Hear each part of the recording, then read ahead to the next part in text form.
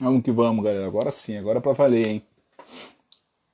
Sabe que eu e Cassidora a gente gosta de falar a live inteira. Então vamos que vamos. Mais do que eu.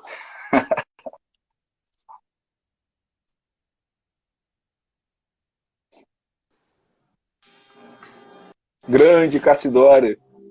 Correria E aí, aí, cara. Diego, beleza? Correria, correria, tava trabalhando até agora, atrasei um Eita, pouco, eu aí dei é minha aquela última aula às coisa, 9 né? horas. Ah, eu terminei às 10 e aí eu tive que, assim, dar aquela arrumada básica na academia, sabe? Que as barras ficam Aham. tudo jogadas, tudo. Eu tive que dar aquela arrumadinha ligeira, guardar minha moto dentro, fechar, bater o alarme, subir aqui em cima correndo, trazer as Eita coisas que estavam ferro. lá embaixo. Então você imagina, né? Aquela correria toda. E daí eu falei, preciso de Essa. uns minutinhos aí. A galera às vezes me pergunta, pô, por que a live 10h15, cara? Eu falo, cara, 10h15 que é porque o cara trabalha até as 10, cara. Aí 10h15 é lá pra dar tempo de chegar a tempo na live. É Faz que eu prefiro parte. fazer em casa aqui. As primeiras eu fiz lá no estúdio mesmo, mas agora eu tô preferindo fazer em casa já. Eu já volto, já fico mais tranquilo aqui, ó. Meus pratos ali atrás, a minha louça. Ah, garoto. Sempre melhor estar em casa. Mais confortável. Faz parte. Também, Uhum. também faço tudo aqui em casa, aqui no quarto, fica tudo tranquilo. Uhum. Bom, deixa eu fixar o tema aqui pra galera aqui, ó. Treinamento antiglicolítico. Eu tinha até fixado na outra. E aí, qual foi a ideia de surgir esse tema, galera? Da onde surgiu esse tema, na verdade? É, eu, eu e o Evaldo aqui na linha de treinamento, a gente sempre dá algum tipo de treinamento, às vezes, para nossa equipe, sobre treinamento intervalado, etc. E aí, um tempo atrás, surgiu um artigo do Pavel Tsasoleni. Quem conhece a gente aí sabe que a gente trabalha muito com Kettlebell, e o Pavel é um cara que divulga muito Pavel no mundo inteiro, inclusive a gente tem as certificações dele todas aqui no Brasil. E o Pavel publicou uma série de artigos falando sobre treinamento antiglicolítico. E a base dele era o Verkhoshansky e o Seluyanov, né? E aí a gente foi procurar no livro aqui traduzido em português, realmente o livro, aquele livrinho de treinamento de força especial do Verkhoshansky. O Verkhoshansky já comenta sobre treinamento antiglicolítico. E aí, provavelmente, eu não dei muita atenção quando passei por essa parte na leitura e eu não tinha pescado que o Vercoxinho já tinha falado sobre isso. E aí, na verdade, a gente até conversou, eu e o Evaldo, uma vez, e acho um termo, parece um termo um pouco mais comercial do que o que realmente alguma coisa diferente no treinamento, né? Porque parece que é um termo diferente, né? Que a galera não está acostumada a falar assim, treinamento antiglicolítico, o que seria isso? Não treinar o treinamento antiglicolítico? Instintivamente é exatamente isso, né? E aí, e aí como o Cassidori é um cara que estudou muito o trabalho do Seloyanov, aí o Seloyanov tem toda uma explicação biológica aí para todo esse tipo de trabalho em cima dessa tese, e a gente resolveu fazer essa live em cima disso. Para falar, a gente vai tentar cobrir um pouco de tudo dessa área do treinamento intervalado. Tudo certo, Cassidori? É isso mesmo que a gente queria falar? É mais ou menos por Essa ideia? aí. Vamos ver se dá pra gente falar tudo, né, cara? Vamos lá. Qualquer coisa, a tradição, né? O segundo tempo, né? Tradição, Tradicional que a gente segundo faz. tempo. Cara, eu fiquei sabendo que tu teve terceiro tempo essa semana, cara, na tua live de Teve sábado do quarto VO2. tempo. Teve Teve quarto quarto tempo. tempo. Que isso, cara. Fiz uma live Então, sábado, aí eu fiquei louco. lives mitológicas. Vamos que vamos. Mas eu até lancei no YouTube, até falar pro pessoal, quem não viu, veja, até porque essa live que eu fiz sobre VO2 e limiar anaeróbio, ela tem tudo a ver com o que a gente vai discutir hoje aqui. Mas tudo a ver, Legal. sabe? É uma relação direta. Então, se a pessoa tiver interesse de complementar o que a gente vai discutir hoje, é só assistir essa live que está lá no meu canal, né, no Cassidori Teoria do Esporte. É só assistir lá uma live que eu falei, que o título é VO2 e limiar anaeróbio que não lhe disseram, né? Acho que eu coloquei isso, não, eu nem lembro mais o título que eu coloquei. Mas enfim, foi bem legal aquela live, né? Eu acho que eu vi que alguém perguntou ali, onde está essa live? No meu canal do YouTube, o Thiago Pressal. Cassidori, que é meu sobrenome, tracinho, Teoria do Esporte. Lá tem várias lives lá, inclusive que eu fiz aqui com o Diego também. Acho que no canal do Diego também tem as lives que a gente fez, né, Diego? Canal da Lima Treinamentos lá. A gente subiu então, as duas. Exato, são canais interessantes aí que a galera tem que seguir. Não é só porque é nosso que a gente está falando, é porque é bom mesmo. Galera, o YouTube tá riquíssimo aí nessa quarentena, que a gente tá, graças a Deus, está conseguindo subir a maioria das lives, né? Então isso acaba ficando um curso, tá quase um curso. Tá quase um curso. O YouTube da galera. Se você for assistindo cada hora de conteúdo que a gente colocou, tá super show de bola, assim, tá muito maneiro. O negócio... Tem dia que eu paro para assistir lá o teu YouTube e vou assistindo um monte, assim, seguido, um atrás do outro, assim, que é muito conteúdo bom, assim, vale muito a pena. Tem coisa pra caramba lá, né? Inclusive o negócio que eu sempre falo para todo mundo, esses dias eu até postei no Facebook, só que assim, é que o Facebook já tá em baixa, né? Hoje em dia o negócio é o Instagram, né? E só. E o que acontece? Esses dias eu até postei no Facebook um dos vídeos que eu sempre cito, que quando a gente está discutindo nossa live, né? Eu falo, galera, assiste lá o videozinho que eu falo sobre a diferença da escola científica do leste europeu e da escola científica ocidental. Pô, é um vídeo para você compreender, assim, coisas sobre ciência do esporte. Por que a gente tem determinados conceitos ou entendimentos de exercício e esporte na Rússia, né, ou no leste europeu, e por que a gente tem outra forma de enxergar no Ocidente, que não é um vídeo crítico, assim, que eu falo mal ou bem do Ocidente ou do leste europeu. Eu falo de particularidades apenas, né? Então legal até para ajudar a entender. Positivos. Eu lembro que você coloca lá os pontos positivos e negativos de cada um deles. Exato. Bem interessante. É bem interessante. Mas vamos lá, né? Vamos começar. Vamos parar de resenhar e vamos pro tema, né? Porque eu gosto de ir pro tema, eu sou direto. Então vamos embora. Bom, então, antes de eu explicar, assim, destrinchar essa questão da ideia de treinamento glicolítico, antiglicolítico, na verdade, eu vou falar um pouquinho desses contextos históricos, né, que a gente sabe sobre isso. O que acontece? Se a gente pegar os primeiros materiais de preparação física que fizeram assim que tiveram mais destaque lá na Rússia, tem um livro de um professor que é bem conhecido no mundo inteiro, inclusive no Brasil, que é o professor Zatsiorsky, né? O professor Zatsiorsky escreveu um livro na Rússia em 1965 que chama As Qualidades Físicas do Atleta. Inclusive eu tenho esse livro, eu só esqueci de trazer ele aqui na minha mesa agora, que eu trouxe um aqui, que é um do Seluyanov e do Mikíntico, que depois eu falo um pouco sobre por que eu trouxe esse livro aqui, mas a princípio tinha o livro do Zatsiorsky, né, que era tido como um manual para treinadores no que concerne a preparação física.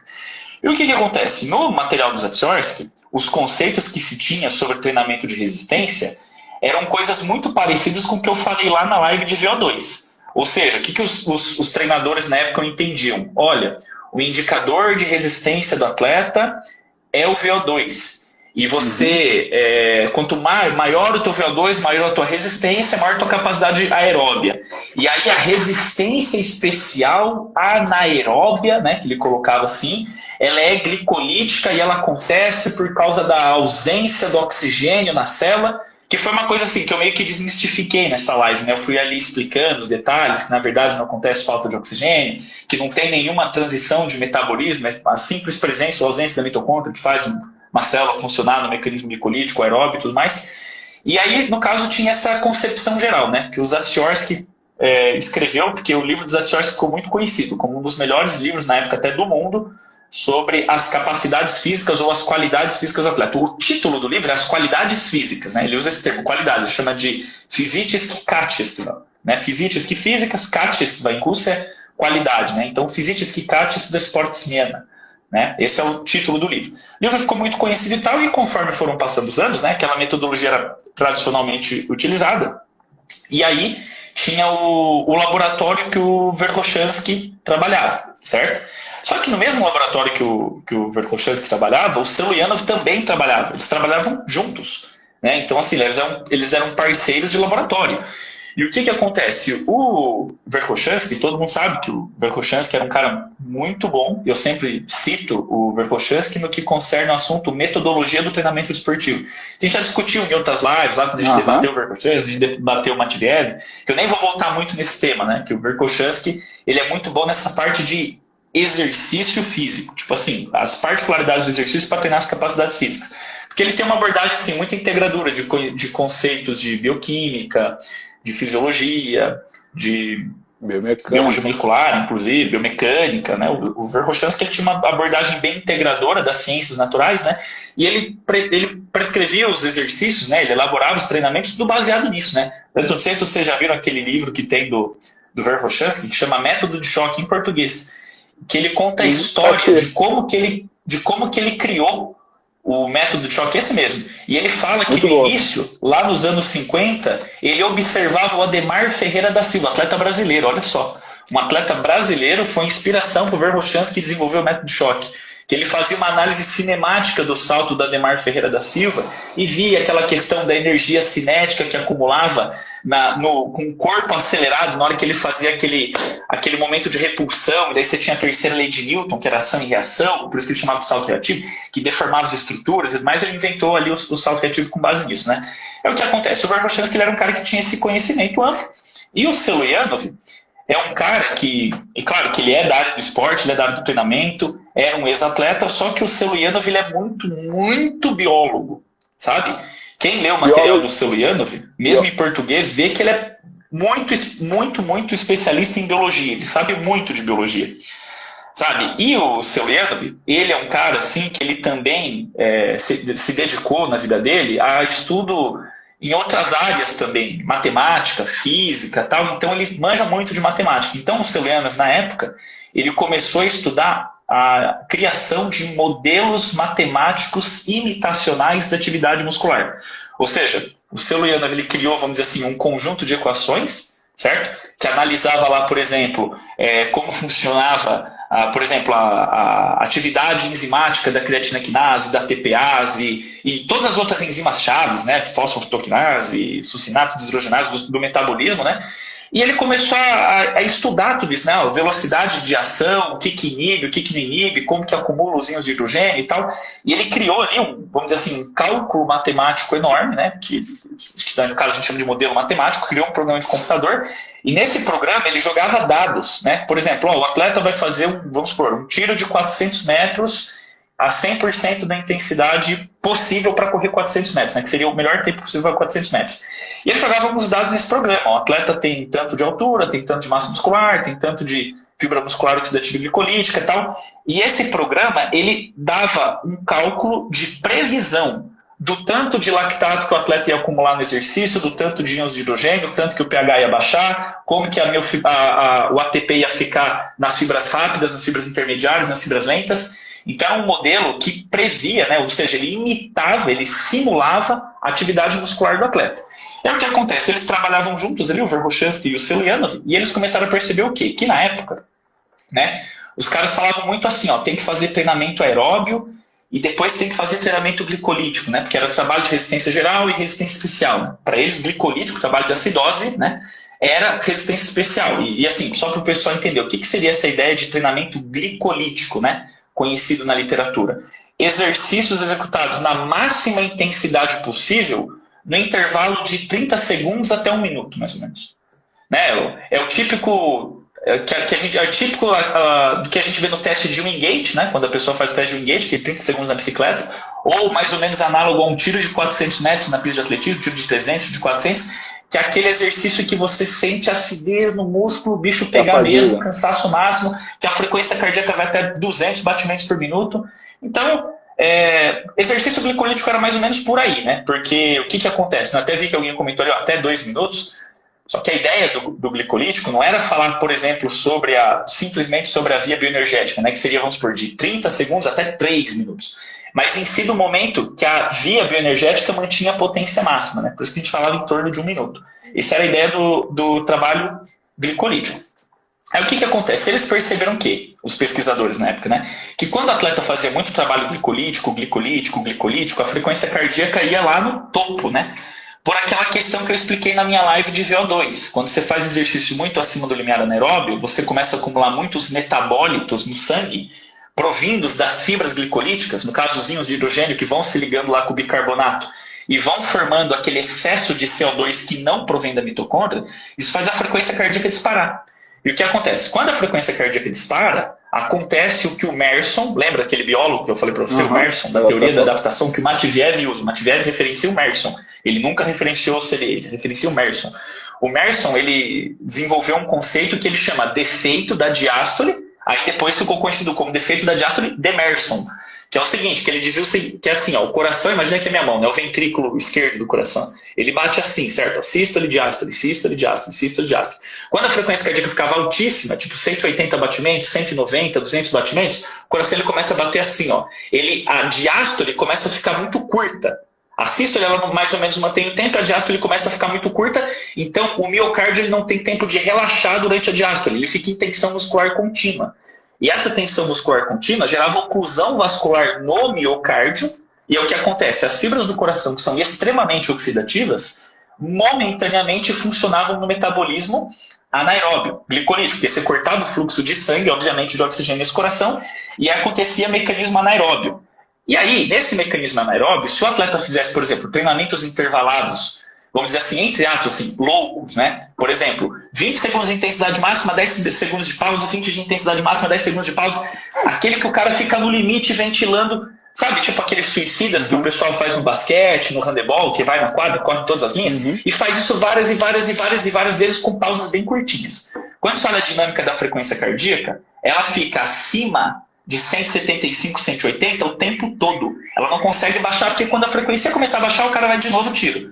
Esse trabalho, pelo fato de ele gerar esse bloqueio isquêmico e forçar o músculo cardíaco a entrar em mecanismo anaeróbio, ele gerava duas consequências negativas. Na verdade, três.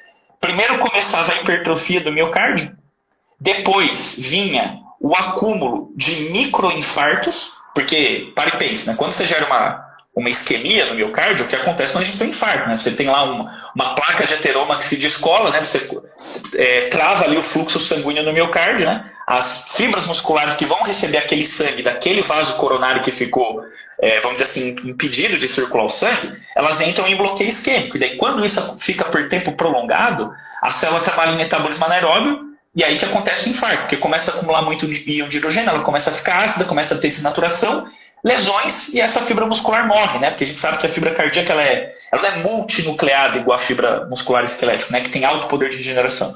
Então, o miocárdio, a princípio, ele hipertrofiava, depois ele enchia de microinfartos, o que gerava até uma tendência de arritmia nos atletas, e depois vinha acompanhado de distrofia.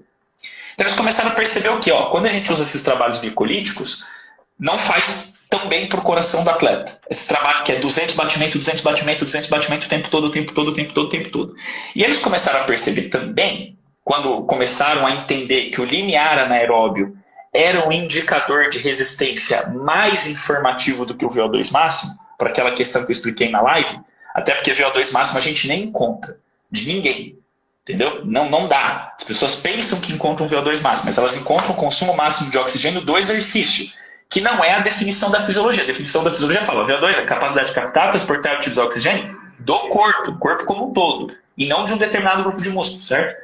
Então, o VO2 máximo que eles encontravam do exercício, ele não tinha correlação tão alta como o limiar anaeróbio com o resultado. E eles perceberam o quê? Que o treinamento glicolítico, ao invés de melhorar o limiar, ele gerava queda no limiar anaeróbio. E aí os caras começaram a questionar, mas como assim o trabalho glicolítico gera essa diminuição do limiar anaeróbio, que é um indicador importante na resistência, ainda gera uma hipertrofia patológica no miocárdio ou distrofia ou acúmulo de microinfartos que geram uma arritmia.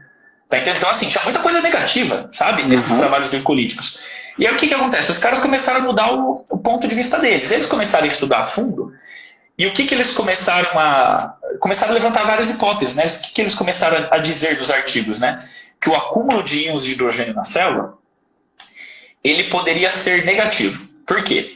Porque quando todas as proteínas elas são sensíveis a pH, né? Então se você deixa a proteína no meio ácido, né, ela vai sofrer desnaturação, né? Vai coalhar, vai se desfazer, dissociar. Igual, né, naquela série lá do Breaking Bad, né, que o cara derrete os outros lá no ácido.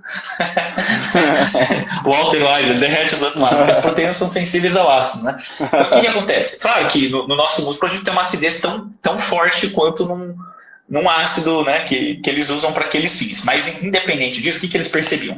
Que quando o pH do músculo baixava muito, esses íons de hidrogênio, eles causavam, de certa forma, ali, desnaturação nas proteínas e eles ativavam a via lisossomal, os lisossomos, né? Os lisossomos, eles são, vamos dizer assim, organelas que são responsáveis pelo...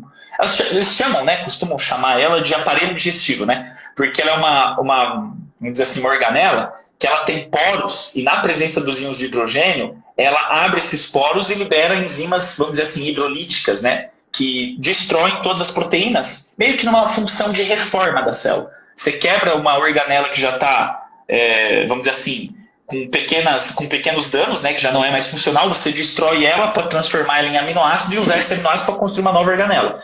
Então, você, junto da condição de baixo pH, você tinha meio que uma regeneração da célula através da destruição, né? Vamos dizer assim, estou usando assim, termos não tão biológicos para ficar mais fácil de entender. Só que junto disso, as mitocôndrias também sofriam um estresse muito grande. Então, o que eles mostravam? Que quando você tinha acúmulo de íons de hidrogênio na célula, você tinha lesão na membrana externa da mitocôndria, que a mitocôndria ela tem duas membranas, uma membrana interna e uma membrana externa. Então, ela sofria danos e a mitocôndria ela deixava de ser funcional. E é claro que, nesse contexto, a gente pode falar tanto do acúmulo de íons de hidrogênio na célula, como até do próprio estresse oxidativo, né? Então, existem mecanismos que geram lesão nas mitocôndrias, digamos assim. Não, o termo certo não seria lesão, mas gera danos na mitocôndria, né? E quando a mitocôndria ela sofre danos, né, agora conhecimentos modernos, ela tem capacidade de fazer um processo que se chama fissão, que ela se divide em parte boa e parte ruim. Essa parte ruim ela joga fora e o lisossomo vai lá e termina de destruir essa parte ruim. Eles começaram a mostrar o quê? Que trabalho junto de altos níveis de acidez, ao invés deles aumentarem o limiar anaeróbio, ao invés deles melhorarem a resistência, eles pioravam a resistência, pioravam o limiar anaeróbio. Entende? Tanto que aquilo que eu até comentei na live, né? Que eu falei assim, que eu fui até enfático, eu falei, não existe resistência anaeróbia.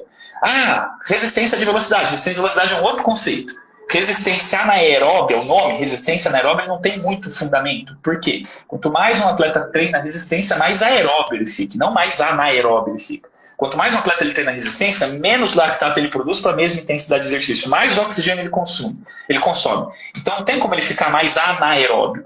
Você pode até achar um artigo ou outro que mostra ali algumas mudanças, alguns ajustes enzimáticos, sim, mas não que, vamos dizer assim, mas não que estejam em correspondência com as melhoras no desempenho, igual a gente percebe que são as mudanças aeróbias no organismo, certo? Então eles começaram a perceber isso, trabalho em cima de glicólise anaeróbia direto, só trabalho glicolítico, levando a acidez máxima, a frequência cardíaca 200 BPM direto e mantendo isso aí, trabalho intervalado de altíssima intensidade com pausa muito curta por tempo prolongado, acaba com o coração do atleta e ao invés de melhorar a resistência, piora a resistência. E ainda gera muito micro lesão, gera dor muscular no dia seguinte, aumenta o risco de lesão muscular. Então eles começaram a achar que não tinha muito sentido esse trabalho. E aí, o Selyanov, né, que trabalhava no laboratório com o Verkhoshansky, já criando os modelos matemáticos dele, ele começou a perceber o quê? Olha só que sacada do Selyanov, que eu falo assim, que o Selyanov é um cara que ele esteve exatamente 30 anos à frente do tempo dele. Porque o Selyanov, ele fez vamos dizer assim, ele chegou a uma conclusão, e você pode ler em qualquer livro dele, em qualquer artigo dele lá dos anos 80, que é o que a gente lê hoje nos materiais de biologia molecular. O Selyanov falou assim, que para você aumentar a densidade mitocondrial numa célula, você precisa aumentar a quantidade de creatina livre. Certo? Ele associava que a creatina livre, só que na época não tinha desenvolvimento de biologia molecular, então o que ele dizia? Que a creatina livre ela aumentava os poros da carioteca, né? A carioteca é aquela membrana do núcleo da célula. Ela aumentava os poros da carioteca, o que facilitava os processos de transcrição e tradução do DNA, né? Para produzir aquele mecanismo que a gente chama de expressão gênica, certo? Então o que acontece? Ele começou a discutir muito sobre isso, tal. Então a gente precisa acumular creatina livre, mas a gente não pode gerar acidez. Só que ao mesmo tempo a gente tem que recrutar fibra rápida no exercício. Porque se a gente não recruta fibra rápida, nessas fibras rápidas nada acontece. E eles já estavam desenvolvendo aquelas concepções que eu citei na live sobre o limiar anaeróbio. Que, na verdade, o limiar anaeróbio é o momento que você recrutou todas as fibras oxidativas e todas as fibras intermediárias. É só o seguinte, a gente tem que pegar aquelas fibras que são glicolíticas e fazer aparecer mitocôndria lá. Então, o primeiro passo, a gente tem que ativar essas fibras, utilizar ATP, depletar para acumular creatina livre e não gerar aumento dos íons de hidrogênio. Porque se a gente aumenta a quantidade de íons de hidrogênio, baixa o pH, os íons de hidrogênio fazem mal para a mitocôndria. Então, até estimulo a síntese de mitocôndria fazendo um trabalho glicolítico. Só que o problema é que eu destruo as que eu já tenho. Essa era a ideia deles. Então, a partir daí, começou a surgir essa ideia de treinamento antiglicolítico. Trabalhos intervalados que não gerassem acidez elevada. Então, qual foi o primeiro método intervalado que o Selianov desenvolveu e que eu uso muito, eu acho extremamente eficiente? Toda vez que eu leio os artigos, as pesquisas sobre esse trabalho, eles dão resultados assim, assombrosos, sabe? A nível de melhora de limiar anaeróbio. Eu até falo, todo mundo que está assistindo a live, se você acha, por exemplo, que o que eu estou falando não é verdade, vai e testa no seu aluno na sua academia. 15 dias, faz o teste de resistência, usa o BIP teste. Para você falar que você não tem estrutura, para você levar ele num laboratório, num ciclo ergômetro com ventilometria, pega aquele testezinho que a gente chama de BIP teste. Você baixa pela internet, põe 2 cones a 20 mais distância, manda o atleta correr. Certo? Faz o teste hoje, faz o teste aqui, 20 dias. Compara, põe uma pessoa fazendo HIIT para uma pessoa fazendo método Selianov, que você vai ver a diferença.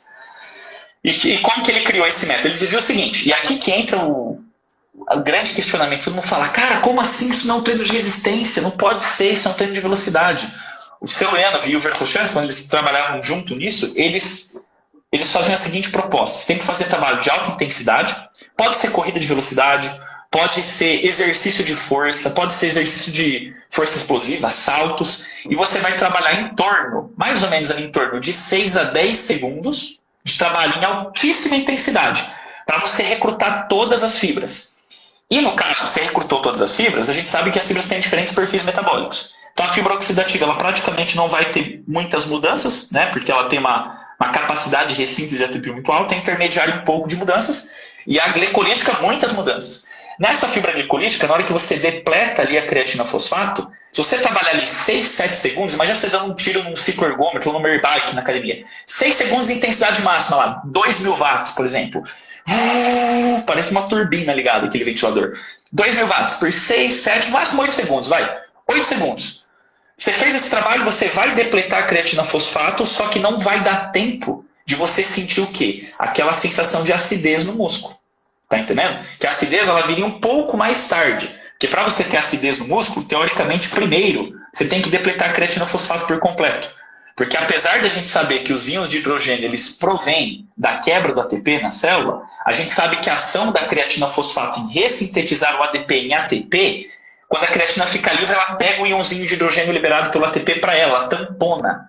Então, naquela primeira reação química, vamos dizer assim, da creatina quinase, né? ADP mais creatina fosfato, você entrega o fosfato para o ADP e a creatina se liga ao íon de hidrogênio que teria sido quebrado por aquele ATP anteriormente. Então a gente só vê acúmulo dos íons de hidrogênio na célula depois ali dos 10, 15 segundos, acúmulo mesmo, de começar a diminuir o pH e você começar a ter mecanismos inibitórios.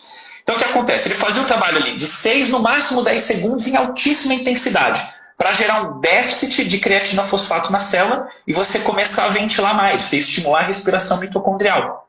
E aí o que acontecia? Ao invés dele dar uma pausa de 3 a 5 minutos, que é o que a gente entende que é a pausa em treinamentos de potência ou em treinamentos de velocidade, é assim que a gente fala, ó, treinamento alático de velocidade, né, velocidade de deslocamento. Você dá um tiro, por exemplo, de 5 a 10 segundos e 5 minutos de pausa. Que o atleta tem que recuperar por completo estoque de creatina fosfato, recuperar o sistema nervoso para manter a qualidade do trabalho e o nível de excitação máxima, certo? E aí o que ele fazia? Ao invés de dar um descanso de 5 minutos, ele dava um descanso de 1 minuto.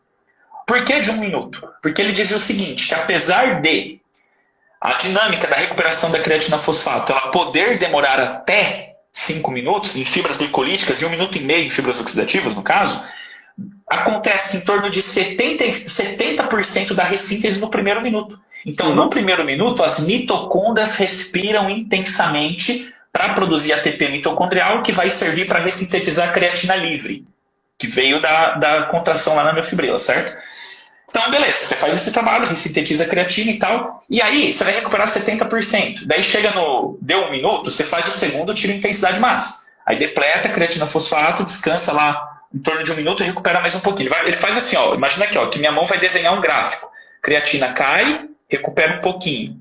Cai mais um pouco, recupera um pouquinho. Cai mais um pouco, recupera um pouco. Daí ele fazia de 4 a 5 tiros, ali de 6 a 8 segundos de intensidade máxima, com 1 minuto de pausa, e depois de 4 ou 5 tiros, o que acontecia? Não dava tempo de recuperar a creatina fosfato por completo, e aí seria o momento que você começaria a acumular os íons de hidrogênio. Aí o que ele fazia? Dava uma macropausa de 10 minutos e depois fazia outra série dessa. 4, 5 tiros, curtinhos, com 1 minuto de pausa, várias e várias e várias séries o tempo todo. Fazia muitas séries. Faz esse treino de manhã, faz esse treino à tarde, 5, 6 séries dessas por treino.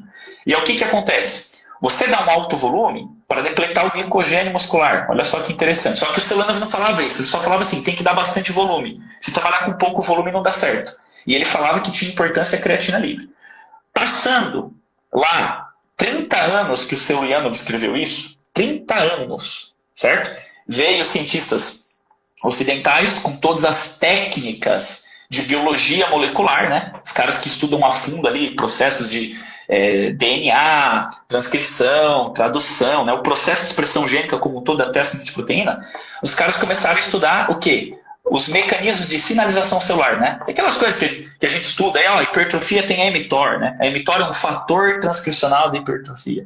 No trabalho de resistência você vai ativar a via da AMPK, né? Que é aquela proteína quinase dependente de adenosina monofosfato. Então, quando você depleta o ATP na célula, né? Aumenta um pouquinho a quantidade de AMP, né? O adenosina monofosfato, e paralelamente a isso, você aumenta a creatina livre. Esse AMP, ele acorda, ele desperta a proteína que chama AMPK.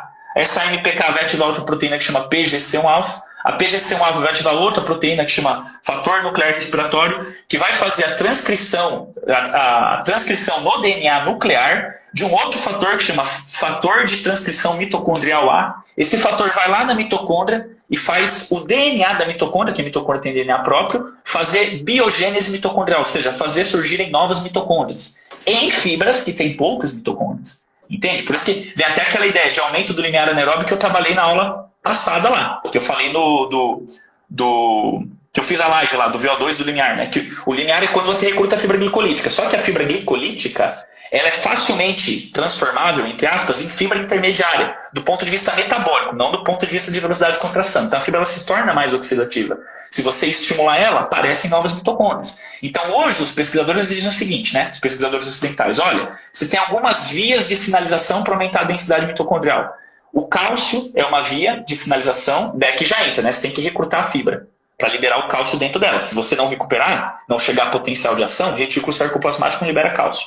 Então você tem que recrutar a fibra. Então o primeiro ponto do Celiano, do exercício de alta intensidade, tem que recrutar a fibra rápida para lá acontecer a síntese de mitocôndria. Do Celiano e do Verkhoshansky, né?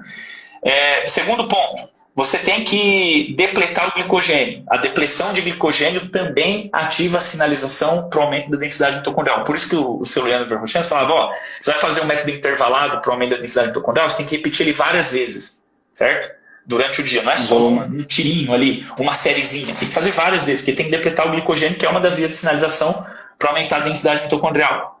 Aí, terceiro, estimular o quê? O acúmulo de creatina livre, porque a gente sabe que a creatina em si, ela não é o fator que sinaliza para a mitocôndria. Só que ela é um fator indireto, porque quando a creatina está livre, quer dizer que a concentração de ATP miofibrilar, né? Lembrando desse conceito também, trabalhei lá na live, quem não sabe assista, que o ATP tem os compartimentos dele.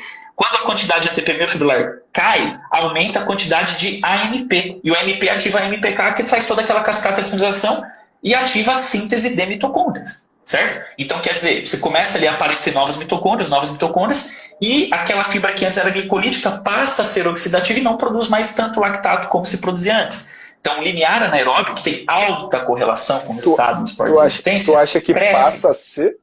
Tu acha que passa a ser ou ganha características mais aeróbicas? Ela não...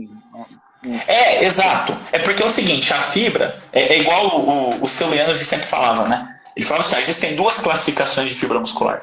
Tem fibra rápida e lenta, que é dada pelo tipo de miosina TPase, né? Aquela miosina de cadeia pesada MHC2X, né?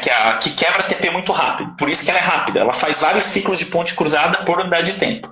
Só que essa miosina de cadeia pesada, veja bem, você tem um gene no seu DNA que tem o código para sintetizar essa proteína, certo?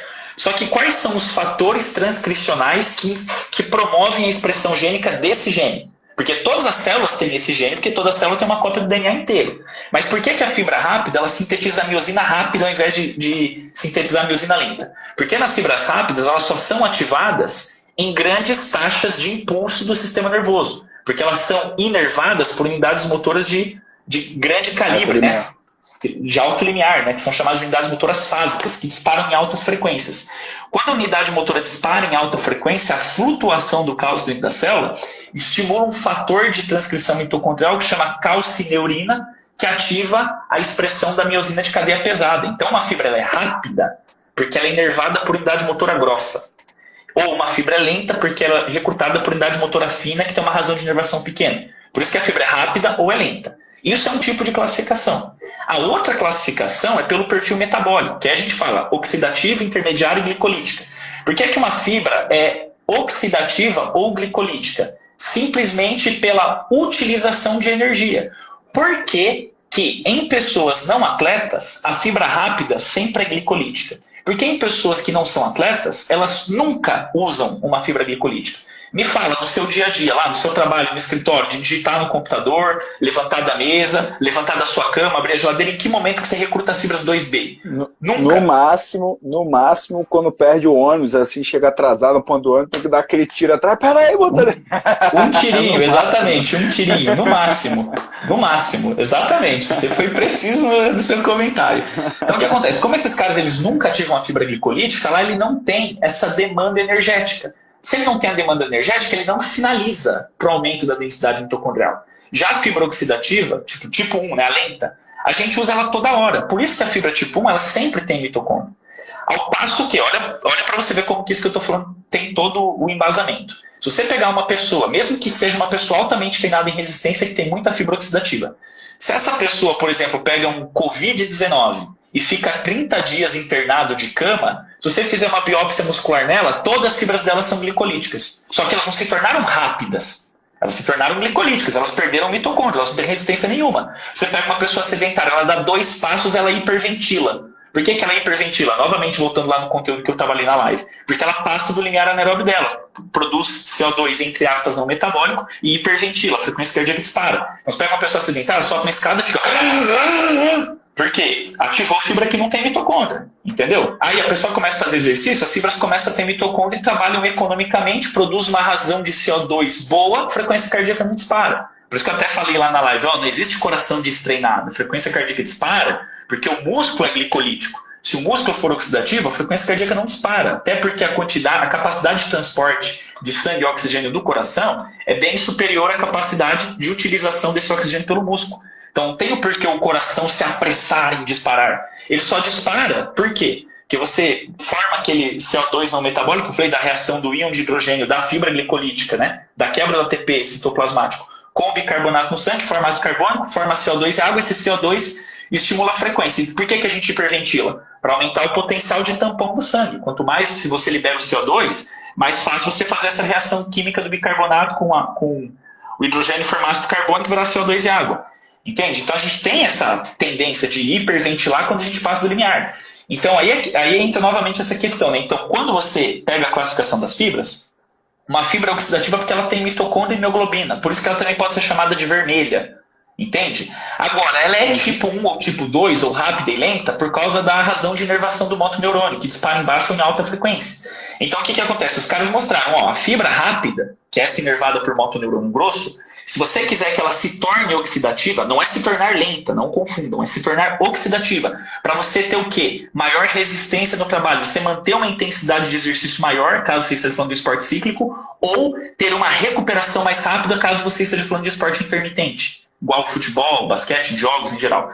Para você ter essa recuperação mais rápida, você tem que aumentar a mitocôndria lá. Entendeu? Você tem que aumentar a mitocôndria. Como você faz? Você recruta a fibra, só que você não gera acidez. E aí, né, alguém vai me falar o seguinte, olha, mas eu tenho vários trabalhos aqui que eu leio, artigos em inglês, sobre HIIT, sobre CIT, que trabalham com acidose, né? Que eu vi que o pessoal já comentou alguma coisa aí de HIIT e CIT, mas daqui a pouco eu chego aí nesse ponto, para falar um pouco desses Na verdade, aqui no Ocidente, o pessoal tá, pelo menos a última classificação que quase todo mundo está utilizando aqueles 4 tipos de intervalo de HIIT, né? Que eles chamam de HIIT curto, HIIT longo, RST e CIT. Que são os 3 tipos de treinamento intervalado de alta intensidade que a gente utiliza aqui no Ocidente, né? Pelo menos que a ciência divulga aqui no Ocidente, né? E aí, esse intervalo do Celuia 9, ele é muito próximo ao RST. que o RST é mais ou menos isso, é de 4 a 10 segundos e com 1 minuto de intervalo, exatamente esse tipo de intervalo. Sim, sim. Que Mas a gente já vai chegar nessa discussão aí. Mas só para a gente conseguir formular novamente aquele pensamento sobre a ideia do trabalho antiglicolítico na mitocôndria.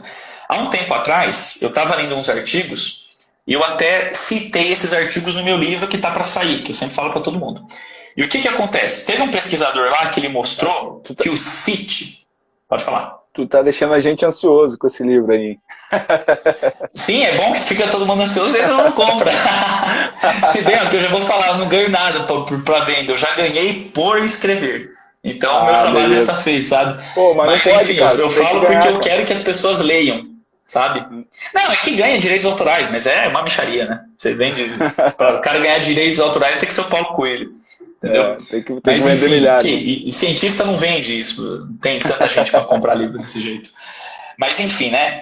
Voltando lá na questão assim, que eu estava citando sobre o fundamento do trabalho do Celuyanov e do Verkhoshansky, o antiglicolítico, nessa questão da síntese de mitocôndria. O que acontece? Quando a gente pega hoje os trabalhos, eu até citei esse trabalho no meu livro, eu esqueci o nome do pesquisador, mas no meu livro tem lá a citação certinho. O cara mostrou o seguinte, que no trabalho de HIIT, ele fez uma comparação de um trabalho de HIIT, que ele usava de 80% a 100% do VO2, com exercícios de 2 a 4 minutos de duração, que vão gerar um pequeno grau de acidez, porque ele está só um pouquinho acima do limiar. Porque ele está a 80% a 100% do VO2, ele está um pouquinho acima do limiar, então ele gera um pouco de acidez. E também a utilização do CIT, com 30 segundos, intensidade máxima possível, com uma pausa lá de 1 minuto, mais ou menos. Certo? Mostrou os dois trabalhos. CIT geralmente é uma pausa mais longa até. Só que ele jogou o CIT para 170% do VO2, que é aquilo que eu expliquei na live também, que é 170% da potência mecânica referente ao VO2. Né? Não tem como você atingir 170% do consumo de oxigênio. Quando o oxigênio 100% é 100%, não vai mais do que 100%. Senão seria 100 de 1000, né? E não por cento. Né? Se é 100%, não tem... Já viu o passado máximo? Já viu você... Sei lá, dentro da Terra construir uma construção maior que a Terra? Não dá, não tem como você passar de 100%. Eu já tive essa discussão com algumas pessoas também, sempre achei esse nome meio, essa maneira de classificar meio bizarra. Mas, é que os caras só assim, têm que complementar. Entende, né? A gente entende, né? A gente acabou entendendo para que serve, mas realmente não faz sentido. 100% é 100%, mas 110%... 100% é 100%. Daí o cara tem que escrever, que é 170% da potência mecânica referente a 100% do VO2. Por exemplo, o VO2 máximo é dado a 300 watts, por exemplo. Aí você faz o exercício a 500 watts, porque você está trabalhando naquele mecanismo alático. Então você consegue uma potência mecânica superior, normal. Entende? Aí, então o que acontece? Você vai lá e coloca o exercício a 170% do VO2. Aí o que os caras mostraram? Que no HIIT acabou sendo um pouco melhor para resistência, no HIIT a 80% a 100% do VO2, e o cara mostrou o seguinte, no HIIT você teve sinalização da PGC1-alfa, que é um indicador de biogênese mitocondrial, mas você também teve muito indicador de fator de crescimento vascular endotelial, né, que é aquele VEGF. Né, para aumentar a angiogênese, né, os capilares em volta da fibra muscular. E no fim das contas foi um pouco melhor que o CIT. Só que o CIT aumentou a expressão da PGC1-alfa em 284%. Ele foi quase que o dobro da efetividade do HIIT em sintetizar mitocôndria. Olha só que interessante. Ele teve mais sinal para sintetizar mitocôndria do que o HIIT. Só que por quê? Porque ele recruta mais fibra. Natural, aquele mecanismo que a gente estava explicando. Ele recruta mais fibra, trabalha com intensidade maior. Você... ativa de fato essas cascatas de sinalização a favor da mitocôndria. Ponto. Só que daí é o seguinte, o que acontece? Os pesquisadores eles pegam um indicador de síntese, certo? Indicador de síntese. Eles não pegam a densidade mitocondrial. Por isso que o HIIT em si acabou sendo melhor que o CIT, porque o CIT estimulou a síntese, mas como ele é trabalho puramente glicolítico, ele também estimula, entre aspas, o catabolismo mitocondrial. Então, veja bem, não importa a taxa de síntese, o que importa é o balanço, entende? Você acumular mitocôndria, é isso que vai aumentar a tua possibilidade funcional. E não necessariamente dar sinal de síntese, mas também destruir o que você já tem. É igual treinamento de musculação. Adianta eu fazer uma série que promove a apoptose celular? Tá entendendo? Que eu faça um volume tão grande de exercício, tão grande, que eu estimulo, libera hormônio, né? Vejo secar no sangue e minhas células estão tudo em processo degenerativo, porque eu gerei um estresse tão demasiado que eu matei elas, ao invés de adaptá-las, né? Então você tem uma relação ótima, você tem que ter um balanço positivo, e não só o indicador de síntese, você tem que ver o que se concretizou. Então o que acontece? Em trabalhos de altíssima intensidade, mais puxados aí para um glicolítico, você até sinaliza mais para a mitocôndria, só que você tem um déficitzinho mitocondrial. E na época eu achava isso estranho, né? Esses dias atrás eu até fiz um vídeo sobre isso e discuti com um monte de gente aí, e achei interessante, porque ninguém tinha lido esse artigo que eu li e que eu falei, né? Tem um artigo, acho que se eu não me engano, tem um artigo de revisão, que o cara fala sobre todos os mecanismos mitocondriais. Como que a mitocôndria funciona? A mitocôndria faz fissão, faz fusão e faz biogênese. Basicamente é isso. Então a mitocôndria ela faz fissão, ela se divide quando ela está danificada. Ela se separa a parte boa da parte ruim, certo? E essa parte ruim, ela vai ser destruída pelo lisossomo. A mitocôndria ela pode fazer fusão para juntar duas mitocôndrias pequenas e formar uma maior, ou ela pode fazer biogênese, que é o surgimento de novas, certo? Isso aqui é tranquilo.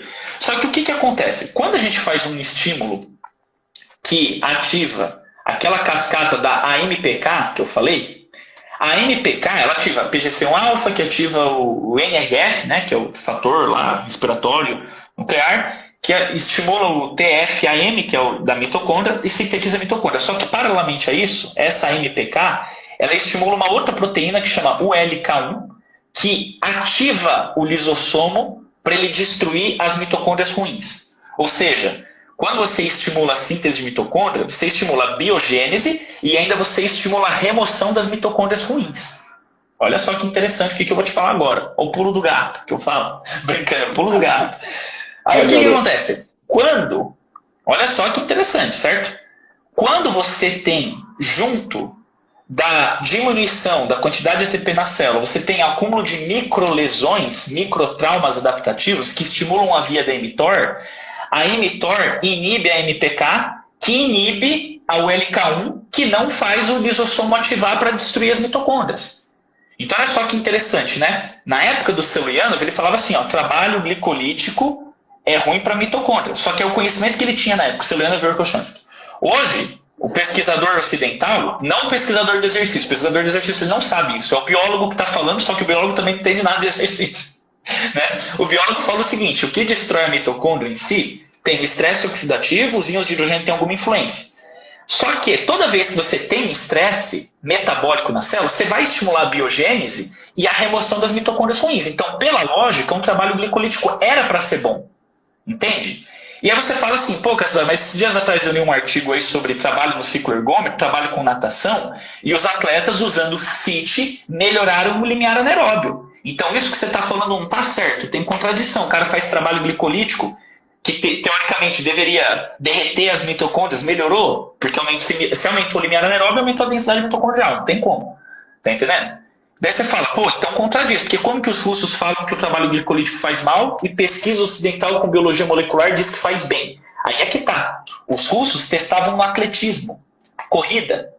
Corrida, quando você faz um trabalho de corrida glicolítica, por exemplo, um tiro de 300, um tiro de 400, o fator estresse mecânico, porque corrida envolve movimento reativo balístico, né? Ciclo de alongamento e encurtamento que aumenta muito o estresse mecânico. O estresse mecânico, diante de um estado bioquímico desfavorável, quando você já diminuiu a concentração de ATP miofibrilar, quando você já acumulou íon de hidrogênio e tudo mais, ele aumenta muito a microlesão. E a microlesão no tecido ativa a mTOR, que inibe a MPK, que inibe a atividade lisossomal para melhorar a qualidade mitocondrial. Entende? Então, toda vez que, junto de um trabalho glicolítico, você tem um estresse mecânico, a resistência piora. Porque, ó, para e pensa, se para produzir mitocôndria fosse simplesmente gerar cansaço, simplesmente estresse metabólico, a musculação ia ser um dos melhores trabalhos para resistência. Que a gente não faz a série até a falha? Ou seja, a gente promove quebra de ATP contínuo. E ao invés da gente aumentar exacerbadamente a densidade mitocondrial, às vezes ela até diminui. E o que acontece é o quê? Síntese de miofibrila, hipertrofia. Tá entendendo? Em trabalho de musculação.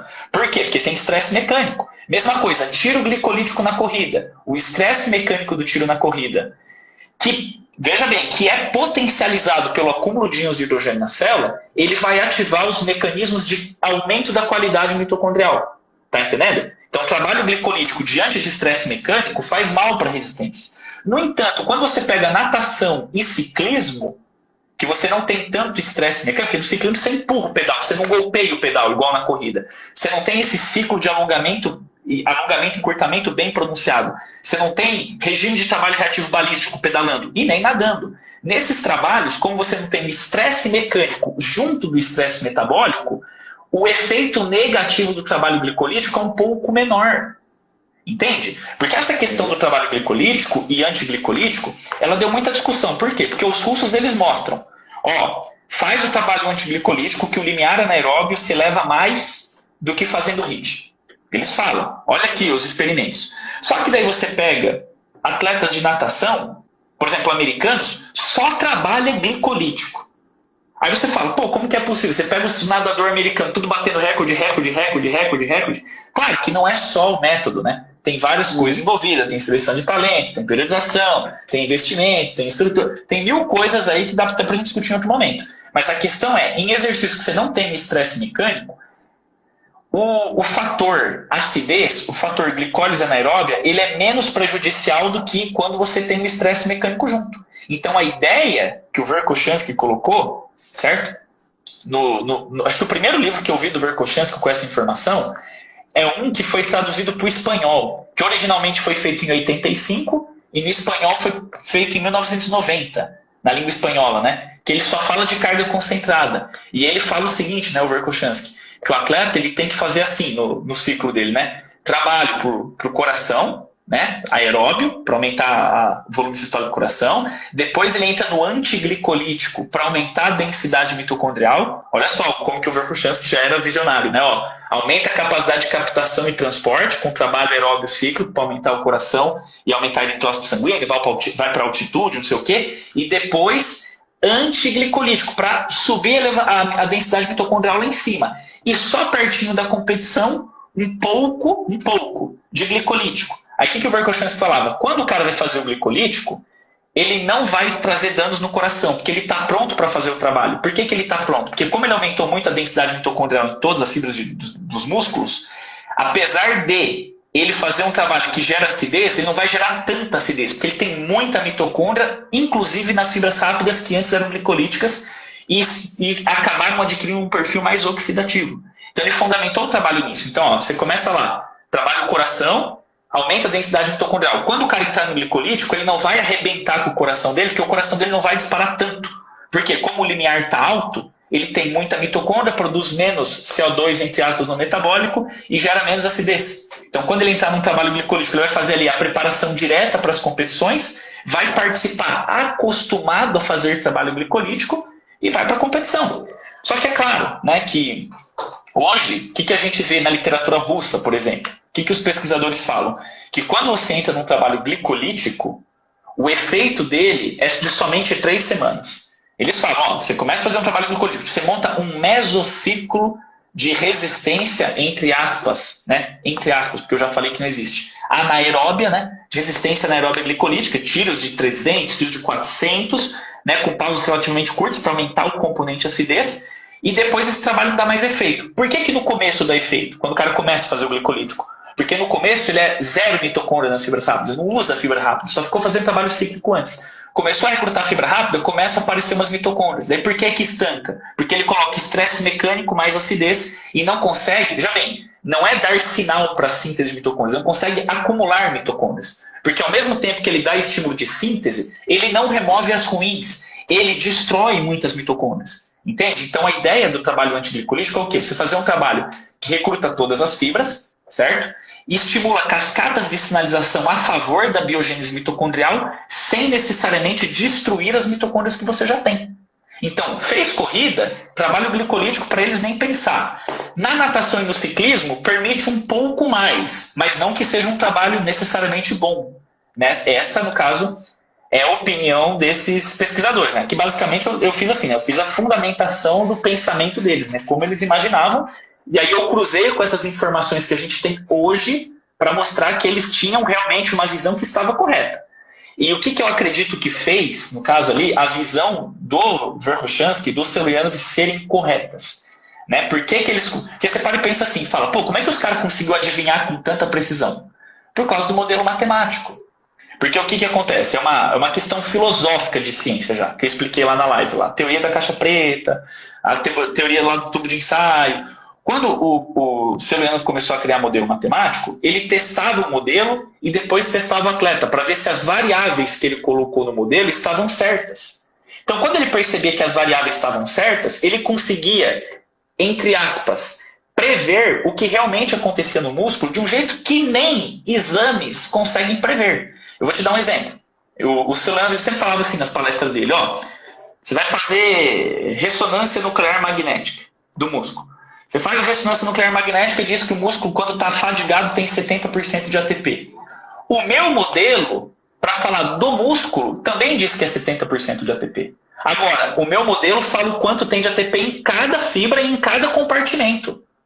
A ressonância não vê, a ressonância vê o músculo. Você está entendendo o que eu estou te falando? É como se fosse assim. A ressonância magnética é como se fosse uma câmera filmando um estádio cheio de futebol. O modelo do Celianov é como se ele tivesse essa câmera ali e tivesse repórteres na arquibancada, entrevistando pessoa por pessoa, filmando cada um.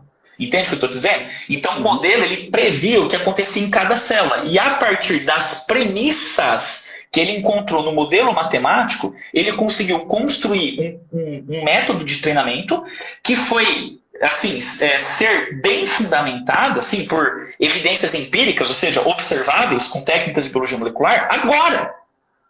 Entende? Agora eu consigo falar para você o que acontece. Ó, cai a creatina, acumula MP, ativa MPK, PGC1-alfa, NRF, TFAM, novas mitocôndrias, a MPK, ativa o LK1, ativa o lisossomo, tira as mitocôndrias ruins, porque a mitocôndria, quando ela sofre estresse oxidativo, ela faz fissão, mas se tiver estresse mecânico de uma corrida junto da acidose, porque o ATP miofibrilar caiu, entrou em rigor, quase em rigor mortis, ele aumentou o microtrauma, ativou o emitor, inibiu o LK1, não ativou o lisossomo, não tirou a mitocôndria ruim. A gente fundamenta agora.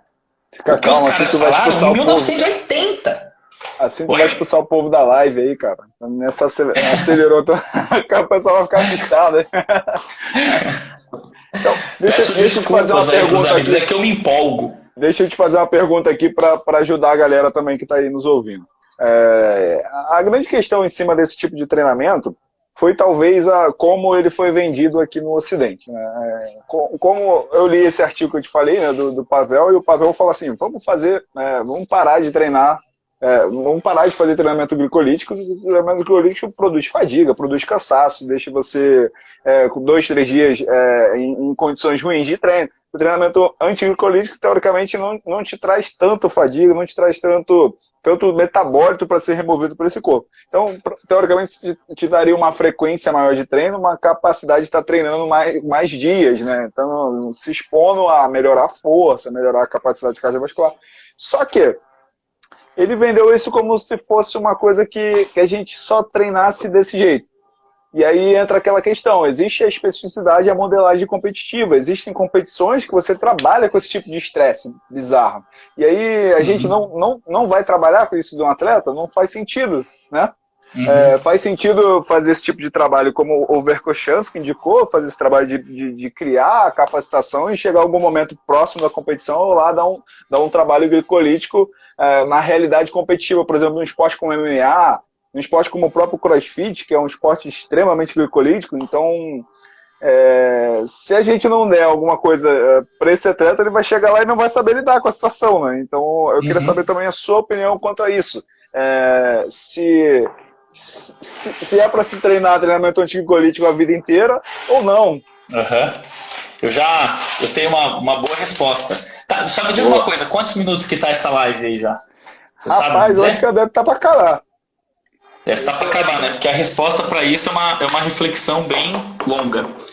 Porque é o seguinte, cara, ó, bem longa. Vamos começar e qualquer coisa a gente volta. Qualquer coisa a gente encerra e começa de novo, como a gente sempre faz. O que acontece, cara?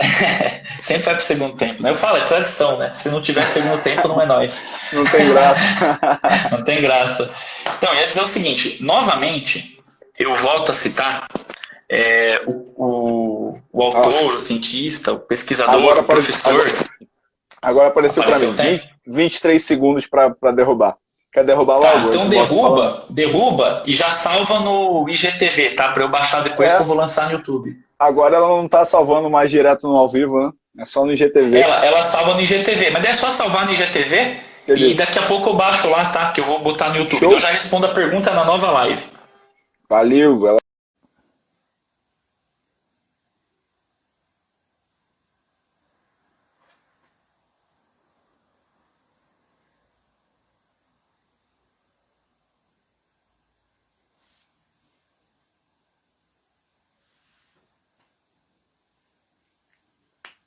Bora pro segundo tempo, galera. Vamos lá, continua aí mandando pra galera aí que tá em casa de bobeira.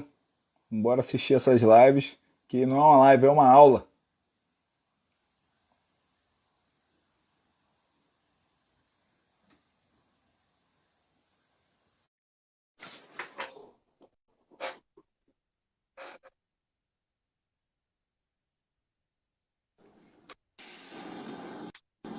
Pronto. Tamo aí. Segundo tempo, garoto. Vamos que vamos. Então, antes de eu responder, né? Desculpa aí pro pessoal que às vezes eu me empolgo na biologia. Eu não sou biólogo, tá, pessoal? Só gosto de, às vezes, estudar algumas coisas de biologia porque respondem questões internas que eu tenho para entender, às vezes, o exercício físico. Mas, enfim, vamos lá. Relacionado a isso que você perguntou agora, da utilização do trabalho antiglicolítico, né? Quando usar como periodizar no caso de um atleta que a modalidade em si ela é altamente glicolítica, né? Igual, por exemplo, o caso, você pega um velocista no atletismo de 400 metros, né? A prova mais glicolítica é impossível. O atleta termina a prova 25 a 30 milimols de lactato no sangue. Então, mais glicolítico do que isso, não consigo enxergar. Talvez o 800 também seja tão glicolítico quanto, ou pelo menos quase.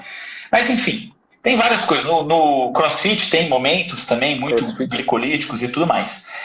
O que eu acho que é importante a gente entender? Quando a pessoa... Só tomar um golinho de água, peraí. Deve. Água torneiral. Minha mãe fica doida. Não sei se minha mãe tá aí na live. Minha mãe gosta de ver as lives. Ela vende água mineral. Antigamente ela sabe que eu tomo água da torneira, fica doida comigo.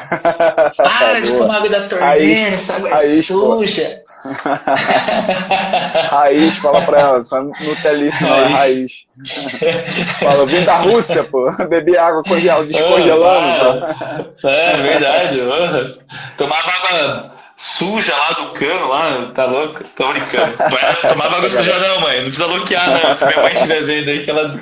Às vezes a minha mãe entra nas lives, assim, rapidinho, assim, sabe? Só pra ver o que tô falando. Só pra ver o bicho pegando. Mas enfim, vamos lá. Voltando nessa questão aí do trabalho glicolítico em provas glicolíticas. O que acontece? A gente sabe que o trabalho glicolítico, ele tende a ter uma diminuição, certo? Da densidade mitocondrial. Ou, quando aumenta por um tempo limitado, que não passa de 4 semanas, certo? Vamos dizer assim, 3 semanas, 4 semanas no máximo, começa a parar de dar efeito. Se você continuar aplicando esse trabalho glicolítico frequentemente, a tendência é a resistência até piorar um pouco, certo? Basicamente é isso.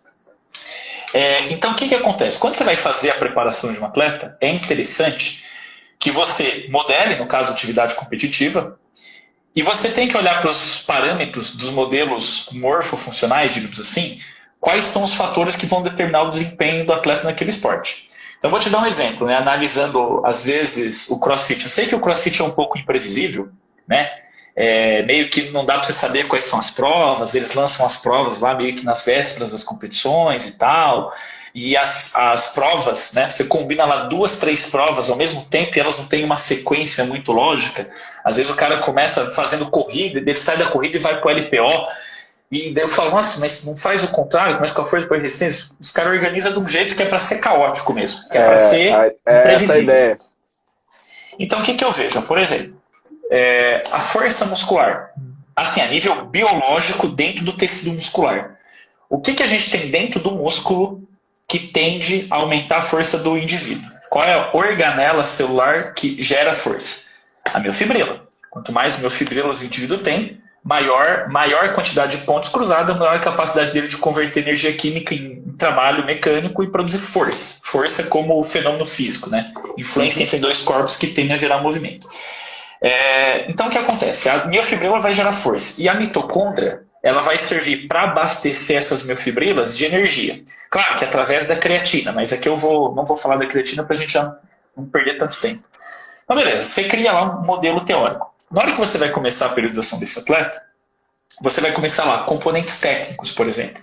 Você tem que, paralelamente à melhora desses componentes biológicos, né, hipertrofia, flexibilidade, para você conseguir fazer os movimentos certos, trabalho de coordenação, você tem que fazer um trabalho técnico, certo? Você está fazendo esse trabalho, fazendo esse trabalho, melhorando. Daqui a pouco, quando sai lá o modelo de competição, o que é interessante o atleta fazer? Ele pegar com uma certa, assim, com um certo prazo, certo? Até esse dia da competição principal, e ele tem que usar alguns trabalhos glicolíticos para ele se acostumar com esse padrão da prova, né, com esse tipo de atividade muscular, só que ele dá intervalos longos entre um trabalho glicolítico e outro e pega os exercícios específicos das competições, divide eles em fragmentos menores usando o trabalho antiglicolítico para aumentar a densidade mitocondrial e fazer esse atleta cansar menos ao fazer o mesmo exercício. Porque quanto mais mitocôndria o indivíduo tem, principalmente mitocôndrias que surgem nas fibras rápidas, que antes eram glicolíticas e se tornaram intermediárias ou até mesmo oxidativas, para que essas fibras tenham uma capacidade maior de ressintetizar energia e sofrer menos acidez, que seria aquele mecanismo de inibição. Quando você já não consegue mais levantar o peso, quando você já perde velocidade de corrida, quando o músculo já está travando, é porque ele está ácido, certo? Então, quanto mais mitocôndria a gente tem, menos acidez a gente tem. Então, o que acontece? Você vai lá colocar, por exemplo, você vai periodizar. O que você tem que pensar? A mitocôndria é uma das coisas que a gente melhora com o treinamento direcionado para resistência especial, que é o que o próprio Matveev chamava de componentes lábeis, ou seja, coisas que se alteram muito facilmente. São componentes muito sensíveis com alteração, com o treinamento. Então, o que acontece? Se você pega um atleta que tem uma boa massa muscular e você quer saturar o músculo dele de mitocôndrias, entre 15 e 30 dias, com trabalho direcionado, você enche o músculo desse cara de mitocôndria. Entende o que eu estou te falando? Então é uma coisa que acontece rapidamente. E se você ficar 5 dias sem treinar estímulos para a densidade mitocondrial já começa a cair e depois de 15 dias ela já volta ao nível inicial. Então é uma coisa que muda rápido, é um componente, né, muito sensível ao treinamento. Então como que eu particularmente planejaria, no caso, uma periodização para o atleta, vamos supor, de crossfit, que tem alta atividade glicolítica, quando ele já está no fim da etapa especial do período preparatório. Veja bem, periodização, tem período preparatório, período competitivo e período transitório.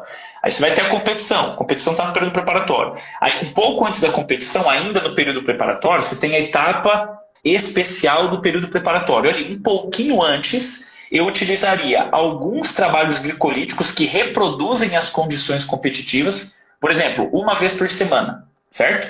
E durante a semana, eu utilizaria os mesmos exercícios da atividade competitiva fragmentados de uma forma para eu trabalhar no modelo de treinamento antiglicolítico, para aumentar a densidade mitocondrial. E quando eu dar o estímulo glicolítico, por exemplo, uma vez por semana, ele não ser suficiente para destruir toda a densidade mitocondrial que eu construí com o processo de treinamento, certo? Só que ele também tem que ser suficientemente condicionante para o atleta experienciar, sentir, tatear o que vai ser a prova. Ele acostumar com aquele ritmo, acostumar com aquelas sensações. Entende? Então acho que é muito importante ele ter esses trabalhos glicolíticos, mas ele ter um predomínio de cargas, né, ali antiglicolíticas. Agora, se a gente falar, vamos supor, de outros esportes, por exemplo, no atletismo. Inclusive, eu tenho uma amiga, treinadora de atletismo, que ela tem um projeto de atletismo na cidade de Cianorte, a Tamires. Talvez ela esteja na live, talvez não. Mas enfim, a Tamires discute muita resistência comigo, e a Tamires tem formado grandes atletas, inclusive ela pegou até a seleção brasileira no passado aí, né? Então você vê que é uma treinadora de alto nível de qualificação.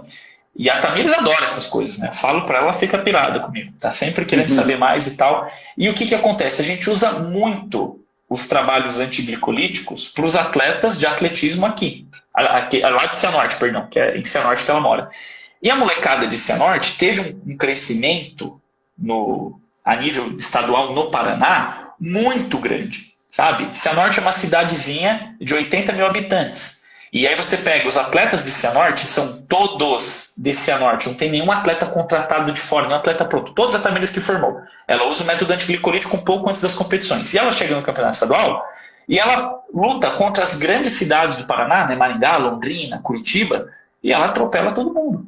Ela só não ganha no quadro geral porque ela não tem atleta suficiente para competir em todas as provas. Mas quase tudo que ela compete, ela é a maior vencedora. Entende? Porque ela tem um trabalho muito efetivo nessa direção. Então, quando faltam ali, por exemplo, falta 1 mês e meio para a competição, atleta, por exemplo, de 400 e 800 metros, que são provas extremamente glicolíticas. Logo após a etapa de preparação geral, no período preparatório, que a gente cria todas as premissas da forma esportiva, a gente entra ali na preparação especial com 3 semanas de trabalho glicolítico extremo para o atleta sofrer, ele sentir aquele trabalho difícil de se fazer, difícil de executar. Aí o que acontece? Passou essas 3 semanas, para a competição ainda tem mais umas 4. Nessas 4 semanas, ela vai trabalhar para aumentar a densidade mitocondrial, preferencialmente no método antiglicolítico. Sendo que em alguns dias a gente coloca um trabalho glicolítico ou outro.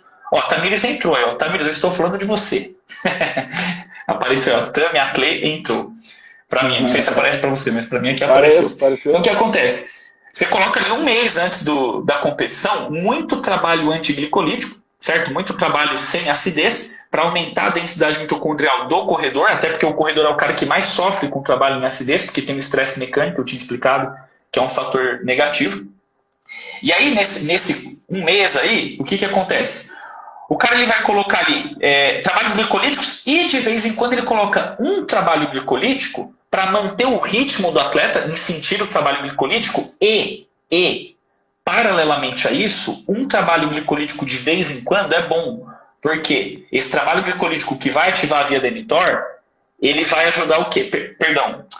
O trabalho glicolítico ele vai ser bom às vezes porque ele pode ajudar justamente nesse mecanismo de remoção das mitocôndrias ruins se você não gerar um estresse mecânico muito grande. Então, às vezes, a gente colocava ali alguns trabalhos glicolíticos não tão intensos, certo? Uma vez ali por semana, tal, sendo que a semana inteira trabalhando em cima do antiglicolítico para aumentar a densidade mitocondrial, aumentar o limiar anaeróbio, e o atleta às vezes acaba surpreendendo na competição. E uma outra coisa interessante também, que o Celuiano falava muito, certo? O que ele falava? Ele dizia o seguinte: você quer fazer trabalho glicolítico com o atleta? Faça da seguinte forma. Quando a gente fala isso, parece absurdo. Né? Escute o que eu vou falar agora, vai parecer absurdo. Esse cara está viajando, esse cara está falando água. Mas sabe o que o Celuiano fala? E isso dá um super resultado nos atletas dele. Ele fala assim: quer fazer trabalho glicolítico? Por exemplo, um tiro de 400 metros na pista de atletismo. Faz um tiro de 400 metros e dê uma pausa de 30 minutos. Daqui 30 minutos você dá outro trabalho glicolítico, outro tiro glicolítico. 30 minutos de pausa. Outro tiro glicolítico. 30 minutos de pausa. Pausas enormes, porque ele falava o seguinte: o estímulo glicolítico, por exemplo, ele é preparação especial para o atleta, porque você está imitando o regime de trabalho do ponto de vista da forma de movimento, a coordenação específica do movimento e da manifestação das capacidades físicas, força explosiva, regime reativo balístico, com glicólise anaeróbica, porque o cara é corredor de 400 metros, por exemplo. Então é preparação especial você dar um tiro de 400 metros. No entanto, você dá um tiro, ele vai sofrer um pouquinho de acidez, só que logo o corpo tampona, porque ele vem de um trabalho antiglicolítico. E essa acidez passou, não trouxe nenhum dano para a mitocôndria. O pH do músculo cai e ele demora em torno de 10 minutos para voltar ao normal. Certo? No sangue, você também vai ter algumas alterações que vão demorar um pouquinho de tempo para voltar ao normal. O lactato sanguíneo crescer, ele vai demorar de 30 minutos a 1h30 para ser removido. Ele dá uma pausa longa para quê? Porque se ele coloca pausa curta, vamos dizer assim, o efeito cumulativo, por exemplo, de 10 tiros de 400 com uma pausa que não é completa, por exemplo, uma pausa de 3 a 5 minutos, ela ainda não é completa. Ela pode ser completa do ponto de vista da receita de creatina fosfato. Mas o pH celular não volta ao normal em 5 minutos. Demora 10 minutos para voltar ao normal. O lactato sanguíneo fica elevado por 30 minutos a 90 minutos. Entende? Então, se você faz, por exemplo, 10 tiros, o efeito cumulativo de cada um desses tiros, somado também ao estresse mecânico, ele acaba gerando vamos dizer assim, um efeito muito negativo na densidade mitocondrial. Então, ele colocava um tiro, 30 minutos de pausa. Um tiro, 30 minutos de pausa. Porque ele tinha que fazer o tiro para o atleta acostumar com a atividade competitiva. Ou faria outro treino, um tiro e outro tipo de treino. Outro treino. Um tiro, outro treino. Ou, por exemplo, faz assim, começa com um trabalho antiglicolítico, fica lá meia hora dando trabalho antiglicolítico, 1 hora antiglicolítico, né? Várias sériezinhas, porque é um trabalho que quase não cansa. Às vezes dá para fazer 5 vezes por dia esse trabalho, você tá entendendo? Então o que acontece? O cara vai lá e faz os trabalhinhos, né, antiglicolíticos, aí no fim do treino antiglicolítico ele dá um tiro glicolítico, só para ele aprender a lidar com aquela situação estressora. Entendeu? Mesma coisa que a gente pode fazer até com um atleta de crossfit, por exemplo. Você pode ficar ali usando esses trabalhos todos fracionados ali antiglicolíticos, utilizando o meio de preparação física especial, só que não reproduzindo exatamente o mecanismo de abastecimento energético da prova ali na falha, para ele melhorar as capacidades em cada um desses movimentos, né, em cada uma dessas provas do crossfit. E aí depois, no fim, ele vai lá e coloca uma reprodução dessa competição por inteiro, das provas, né? Só que ele não põe todo dia, ele põe um dia, depois 2 dias sem, 3 dias sem, uma vez só. Uma reprodução, né? 2 horas fazendo trabalho glicolítico. Fez 2 horas de trabalho glicolítico, acabou com as mitocôndrias. Até porque você já fez também um mesociclo para desenvolvimento disso, né? Sim, então, teoricamente, exatamente. Você já deixou antes. Você já deixou um efeito ali residual, tanto a nível de preparo funcional, quanto a nível de preparo psicológico em aprender a lidar com aquela situação fisiológica estressora que é um trabalho glicolítico. Então você acabou de sair de um mesociclo glicolítico, certo? Aí falta um mesociclo para a competição principal. Daí vamos dizer que você coloca o que a gente chama de mesociclo pré-competitivo no esporte. Aí você utilizar, por exemplo, 4 microciclos modeladores. Treina no horário da competição, reproduz a competição às vezes fazendo a prova glicolítica, só que no entanto é só de vez em quando. Ao passo que você está enchendo ele de trabalho antiglicolítico para ele aumentar a densidade mitocondrial e às vezes o atleta até surpreende na prova. Por exemplo, a Tamires agora há pouco fez algum comentário aí que eu vi, falando sobre prática e tal, que dá certo na prática, que ela tem feito muito isso. Teve uma atleta dela esse ano que surpreendeu, se eu não me engano foi a Emily, acho que se a Tamires estiver ainda ela pode confirmar aí. Que ela estava indo super bem e tal, de repente, ela estava indo bem já, estava ranqueada tal. E ela começou a fazer esses trabalhos antiglicolíticos e chegou na prova de 800, sendo que ela é de prova combinada. Ela faz o... É que nas categorias mais jovens, não é decatlo, eles fazem um pouco menos. Acho que são 6 provas combinadas, ou 7 provas combinadas. Enfim, a menina começou a fazer os trabalhos antiglicolíticos e na hora que ela foi correr a prova dela, na prova combinada, ela correu melhor que os especialistas. Do que as meninas que só corriam os 800. Ela correu melhor do que as meninas que corriam 800, correndo prova combinada. Entende? Justamente por quê? Porque na hora que ela fez esse trabalho antiglicolítico de aumento da densidade mitocondrial nas fibras rápidas, ela foi para a prova achando que ela estava no nível. E na hora que ela chegou lá, na hora que ela virou a segunda volta na corrida de 800, ela percebeu que ela tinha muito mais gás. A menina bloqueou, apavorou todo mundo. Entendeu o que eu estou te dizendo? Então, assim, essa questão que eu falo aí do trabalho antiglicolítico, ele dá muito resultado. E outra coisa que eu sempre digo também é só a gente olhar, quando você pega atletas russos, em modalidades de luta. Porque o que acontece na Rússia, os trabalhos do Selianov, porque como eu estava te falando, o Verkhoshansky foi um cara muito bom na parte de metodologia do treinamento esportivo, ele desenvolveu tudo, só que o que acontece? O ápice do Verkhoshansky foi anos 80 até anos 90. Anos 90 o Verkhoshansky foi para a Itália, e ele ficou lá. E o Selianov, que era do mesmo laboratório, foi o cara que meio que deu continuidade nisso, né? Então ele continuou estudando isso, continuou desenvolvendo isso. Então hoje, nos esportes de luta na Rússia, as ideias do Selianov, elas são muito bem consolidadas. Você pega todos os treinadores de luta, eles leem o Selianov.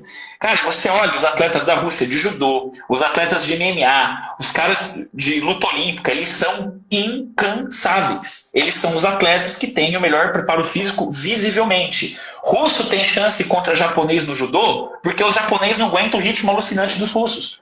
Entende o que eu estou dizendo? Claro que às vezes eles mudam a regra para mudar, tal, lá, pode pegar na perna, não sei o quê, mas o ritmo, a intensidade da luta que o cara mantém, é absurda. Por quê? Porque o russo ele recruta fibra rápida e ele faz assim, ó, ele dá uma relaxadinha no músculo, já recuperou o ATP, vai de novo. Entendeu? Se assistir MMA, os atletas russos, eles são praticamente incansáveis. Claro que a gente pode falar de todos, né? Fazer uma comparação geral, porque tem particularidades genéticas e tal, mas se a gente pega em média os atletas russos de lutas, eles sempre têm destaque. E o que acontece? Qual que é a visão biológica do treinamento lá do Selianov, do Verkhoshansky e tudo mais?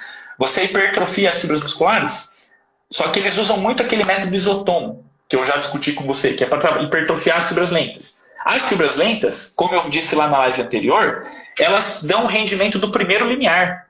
Tá entendendo o que eu tô falando? Então o cara já aumenta o primeiro limiar no treino de hipertrofia, que também aumenta a força. Entende? Um trabalho, assim, praticamente completamente aeróbio com alto nível de força, tá entendendo? E ainda o cara, o que ele faz? Ele entra nesses trabalhos intervalados antiglicolíticos para saturar as fibras rápidas glicolíticas, que eram glicolíticas, assim encherem de mitocôndrias e tornarem fibras de perfil oxidativo, que ainda cansam, porque a atividade de ATPase é muito elevada numa fibra rápida. No entanto, qual que é a diferença de um atleta que tem muita fibra rápida ter mitocôndria? Ele descansa rápido. Então você pega esporte que tem intermitência na intensidade, igual luta e jogos esportivos, o atleta ele faz uma ação potente, aí ele vai hiperventilar, vai cansar porque ele vai acidificar um pouquinho. Porque mesmo que ele tenha mitocôndria, ele vai acidificar um pouco porque ele quebra ATP muito mais rápido do que ele consegue sintetizar. Então ele acidifica um pouquinho, ele dá uma respirada ali de 30 segundos, já ressintetizou tudo, já tamponou tudo, já está pronto para o pau. Entende? Então, essa é a importância do trabalho antiglicolítico. Então ele tem uma eficiência muito grande. Daí quando a gente pega lá, por exemplo, é engraçado porque eu tenho um livro de uma professora russa, a professora Anna Petrovna Skaradumova. Talvez no Brasil o pessoal saiba quem que ela é especialista em tênis. E ela tem livros de tênis traduzidos para o português, certo? E essa professora, Skaradumova, ela era assim com Matveev. Assim, ó. Então, tudo que você lê da Skaradumova é referente a adaptações do trabalho do Matveev, só que para o tênis. Tudo. 100%. A terminologia, com o jeito que ela pensa, a periodização, filosofia do esporte.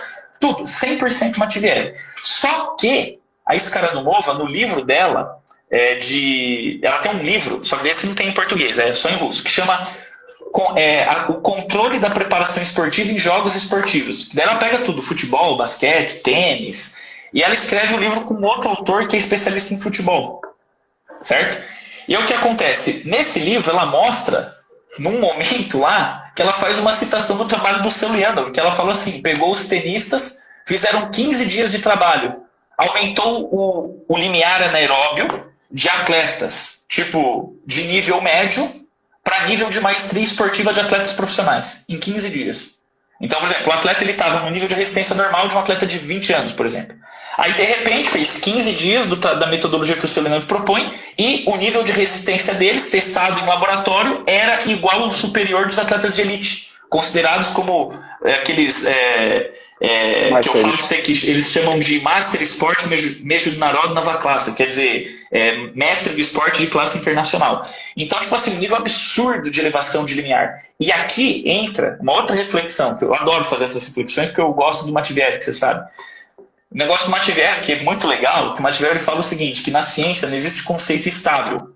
A ciência ela anda, os conceitos são dinâmicos, eles sofrem alterações. Ele dizia o seguinte, ó, que na teoria da periodização, inclusive o Platão ele fala muito sobre isso também, você tem um núcleo de conhecimentos. Você tem um núcleo de conhecimentos que são conceitos relativamente estáveis. E fora desse núcleo, você tem outras, acho que tem uma coisa que a gente chama de parte periférica da periodização, que são áreas que não estudam esporte necessariamente, mas são conteúdos que você extrapola para o esporte. Por exemplo, conhecimento de biologia molecular. A gente estava citando agora há pouco. Tem um fator transcricional que faz não sei o quê, com a mitocôndria, que inibe o lisossomo e tal. Isso não é conhecimento de esporte. Você não chega no atleta e fala, vamos aumentar a atividade lisossomal. Você não fala isso para o atleta. Você fala, vamos melhorar o teu golpe, vamos levantar mais peso, vamos correr mais rápido, certo? Então o que acontece? Os conceitos que são trabalhados na parte periférica, conforme eles vão ganhando notoriedade, conforme eles vão sendo aprovados na prática esportiva. Veja bem, não é no artigo, aqui está dizendo que o CIT aumentou 284% a PGC1 alfa. Tá, faz o CIT, põe no campo para correr, marca lá no GPS, correu mais, foi mais intenso? Não, então não presta. Entende? Agora, foi efetivo?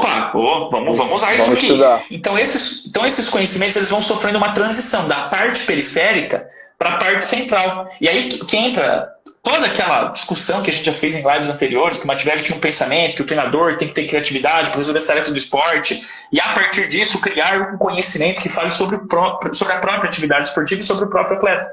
Então, na periodização, por exemplo, de um atleta que a prática dele é naturalmente glicolítica, né? Corredor de 400 metros no atletismo, 800 metros no atletismo, atleta de crossfit, ou atletas de ciclismo de perseguição no velódromo, apesar da prática glicolítica, existem formas que você pode organizar o processo de treinamento com a sua criatividade, baseado na metodologia que você tem, que é aquilo que está sendo descoberto ainda lá na parte periférica da periodização. Aí você usa a abordagem de modelo-alvo, modela os parâmetros, vê onde você quer atingir, e você constrói o treinamento da forma mais racional possível.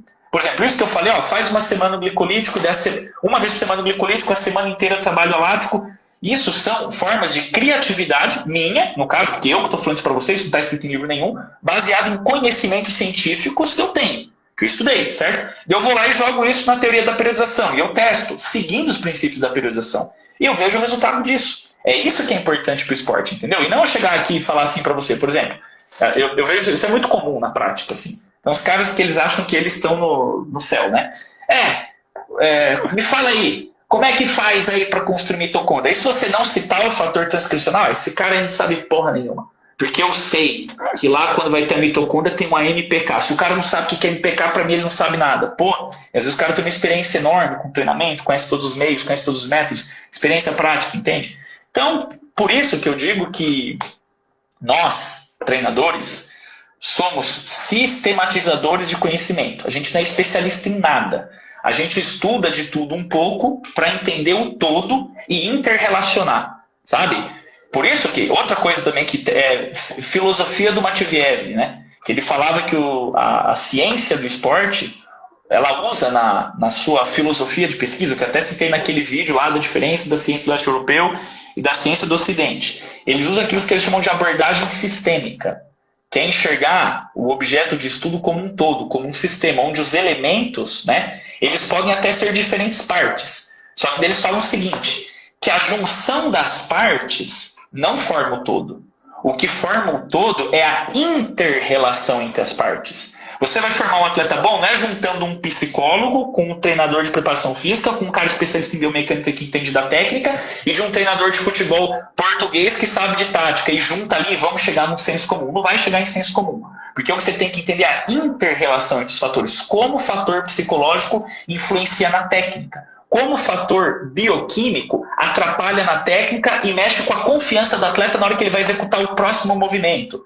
Entende o que eu estou te falando? E dentro disso, você que é treinador, vai resolver essa tarefa. Como é que você vai montar uma periodização se você sabe que o problema do seu atleta está relacionado com estabilidade psicológica e você está preso a um modelo de periodização que diz que no começo tem que fazer trabalho aeróbio? Que relação que isso tem a ver com o problema psicológico? Entende? Por isso que eu falo, concepção de periodização é dar os princípios. O que são os princípios da periodização do treinamento desportivo? Eles são um reflexo, né?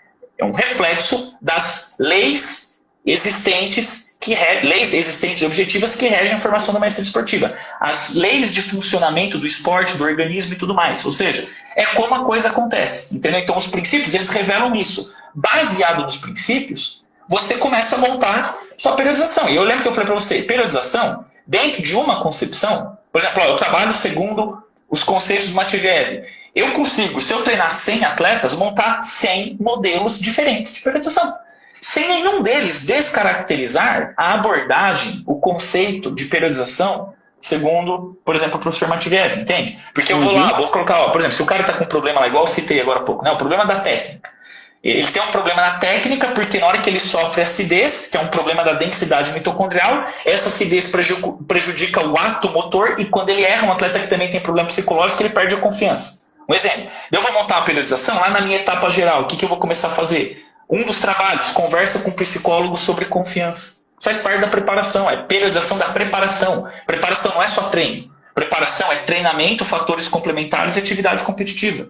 Então você tem que considerar tudo que envolve, tudo que influencia no resultado. Aí você chega lá e trabalha com o psicólogo sobre a confiança do cara. Aí você vai lá e faz uma análise biomecânica da técnica. Ele vai fazer o treinamento, trabalha para estimular a densidade mitocondrial, para ele acidificar menos, para ele errar menos. Trabalha na confiança dele, porque caso ele errar, ele não vai se abalar. Ele vai conseguir ter confiança mesmo quando erra, só que também vai errar menos porque tem mais mitocôndria. Entendeu? Daí você tem que casar esses métodos e juntar tudo para dar o certo, entendeu? E não copiar um desenho do livro. Ó, tá ali, ó, aqui, ó, no primeiro período o volume cresce, eu tenho que correr 10 km por dia. Porra! Não vai dar certo. Desculpa o palavrão, mas é que às vezes eu me empolgo porque eu vejo o pessoal discutindo periodização, eu fico maluco, cara. Imagino. Deixa eu fazer uma última pergunta para a gente finalizar aqui. Vamos lá. E esse trabalho glicolítico dentro daquele desenho estrutural que o Platonov dá para a gente dos 48 horas de descanso de uma para outra? O que você acha? O encaixe dele naquele ciclo do Platonov?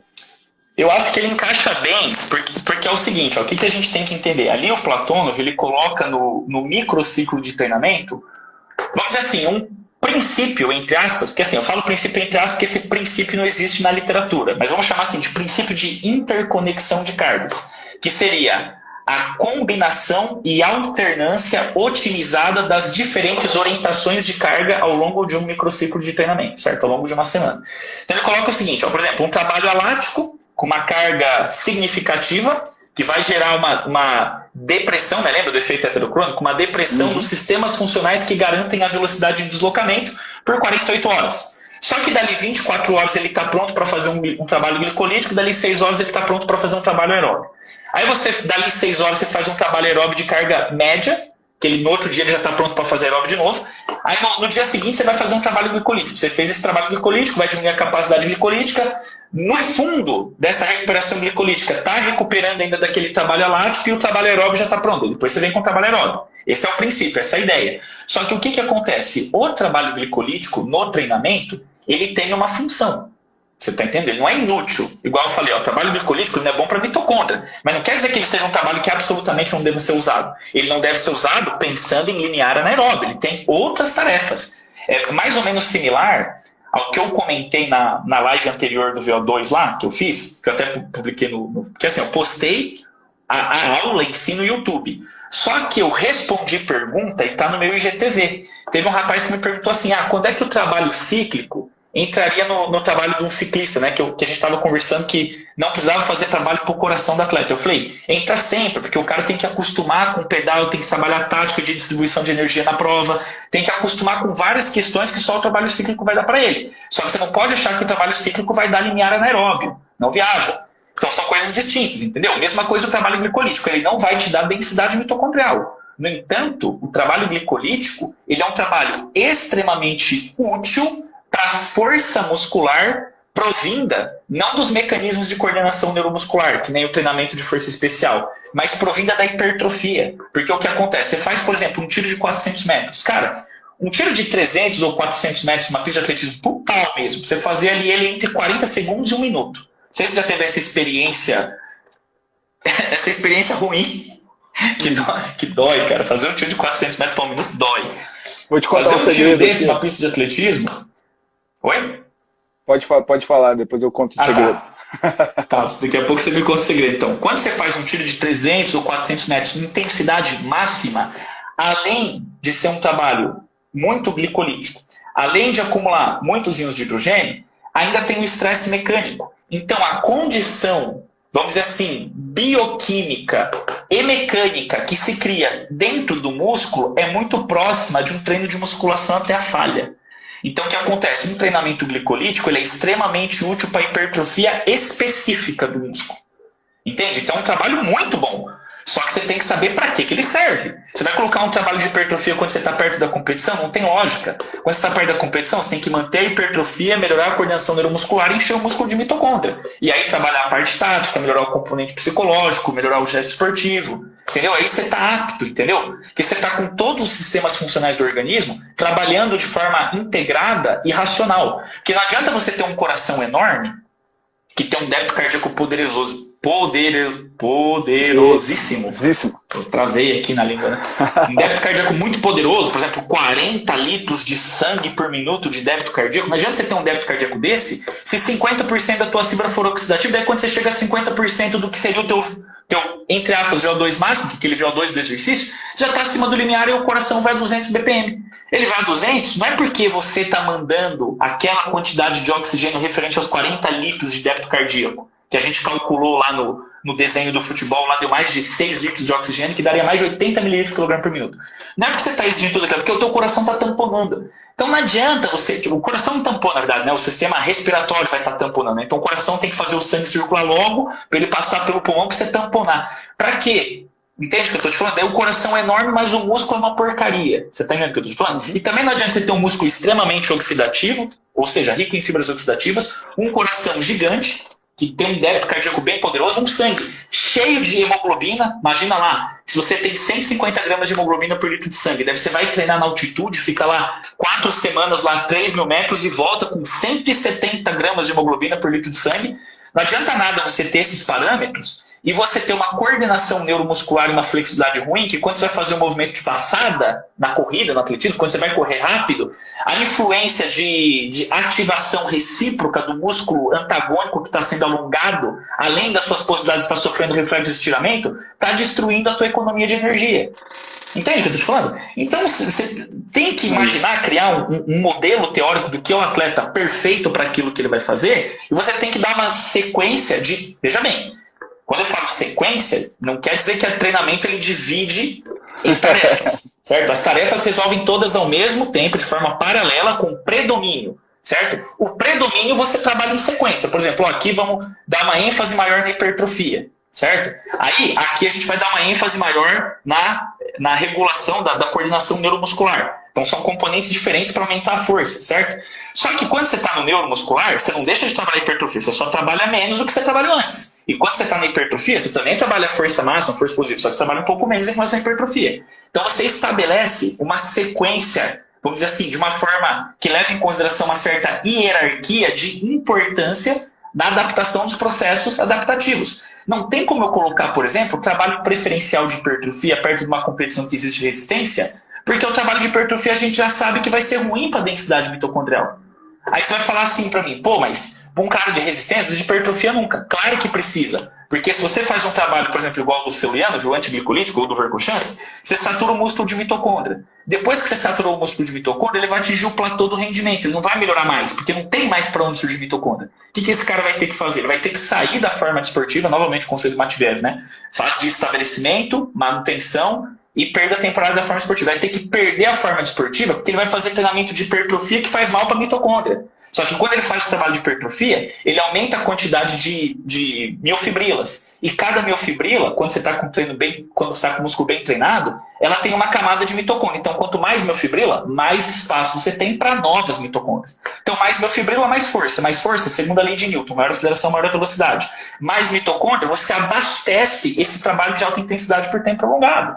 Então, quer dizer, não dá para você colocar trabalho mitocondrial e depois hipertrofia. Você tem que colocar hipertrofia, depois trabalho mitocondrial, e ao longo desse trabalho de densidade mitocondrial, você dá pequenos estímulos de hipertrofia para não perder a hipertrofia ganhada. Porque também não adianta você ganhar hipertrofia e depois, quando você entrar em resistência, perder a hipertrofia. Aí não valeu nada. Por isso que o trabalho, eu falo sempre, resolução de tarefas paralelas. A resolução de tarefas sequenciais, ela só dá certo se as tarefas estiverem envolvidas na mesma orientação de carga. Por exemplo, por que a abordagem do Verkhoshansky de carga concentrada, ela, por exemplo, deu super certo em arremessos e lançamentos no atletismo? Porque em arremessos e lançamentos no atletismo, tudo que você trabalha basicamente é de uma orientação só, de orientação alática. Então o cara ele sai da força máxima para a força explosiva, reativo balístico e trabalho de velocidade.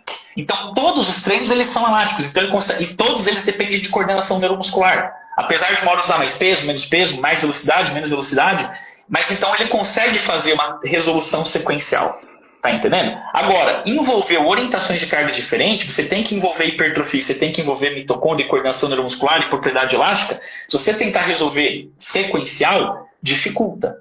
Entendeu? Então você tem que resolver de forma paralela. Só que, de forma nova, agora assim, o pensamento paralelo a esse pensamento que eu estou falando aqui, da resolução das tarefas paralelas e sequenciais, em alguns momentos numa periodização, você pode usar microciclos de carga concentrada para resolver tarefas que naquele momento são um grande problema.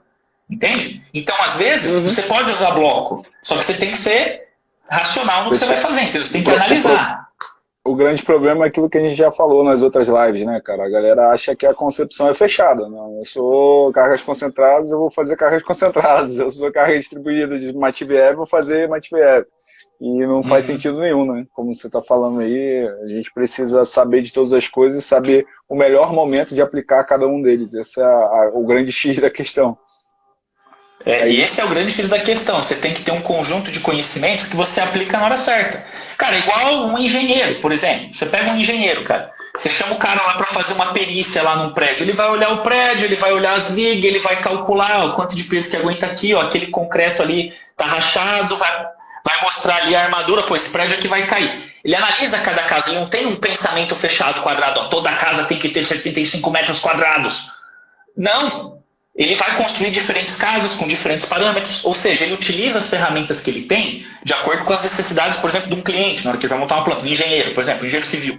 A mesma coisa do treinador. Você tem que analisar o teu atleta, quais são os problemas que ele tem para ele melhorar o desempenho. E a partir dos problemas que ele tem, que você elabora, aí sim, você utiliza os conceitos de periodização, os conceitos de metodologia da capacidade física para entender o que esse atleta precisa. Aí você vai usar os conhecimentos que você tem para resolver as tarefas que ele precisa. E não pegar, né, modelos prontos, igual a gente falou, né, que é a diferença de conceito de periodização, né, concepção de periodização, as ideias, né, ou até mesmo os conceitos de métodos de treinamento, igual a gente está citando, e você achar que tem que trabalhar dentro de um modelo quadrado. Por exemplo, igual eu expliquei lá para os caras na live de VO2. Talvez seja útil para um determinado atleta usar exercício cíclico de baixa intensidade para aumentar o volume sistólico do coração. Talvez para um atleta que esteja lá no alto rendimento, pode ser por uma questão genética, que esse cara tem um volume sistólico pequeno, uma massa muscular grande, e para esse cara um trabalho cíclico de longa duração seja útil. Para ele, só para ele. Para ninguém mais é, mas para ele é. Porque ele tem um tipo de problema que só dá para resolver com aquele método de treino, que não vai ser com método intervalado. Pô, o cara não tem lá, vamos dizer, você pega um atleta de força, potência, o cara tem 50% a 55% da massa corporal de músculo. Então vamos imaginar um lutador de luta olímpica. Imaginar que o cara é peso pesado, o cara pesa 120 quilos. 50% a 55% da massa dele é músculo. Então você já deduz aí que esse cara tem entre 60 e 70 quilos de massa muscular. Certo? Aí você pega lá o volume sistólico desse cara em particular, todos os outros, o volume sistólico é 200 a 250 mililitros de sangue por sístole, né? Volume de ejeção. Aí esse cara em particular, o volume sistólico dele é 120. Então o coraçãozinho pequeno, o débito cardíaco dele é pequeno. Aí esse cara, se ele subir na esteira e rodar, ele vai ter benefício, porque o coração dele vai crescer e vai, vamos dizer assim, alimentar melhor as mitocôndrias dele. Entende? Só que igual eu falei, isso é uma exceção à regra, isso é 1 em 1000. Que tem esse problema de muita massa e coração pequeno. A não ser que o cara seja fisiculturista, né?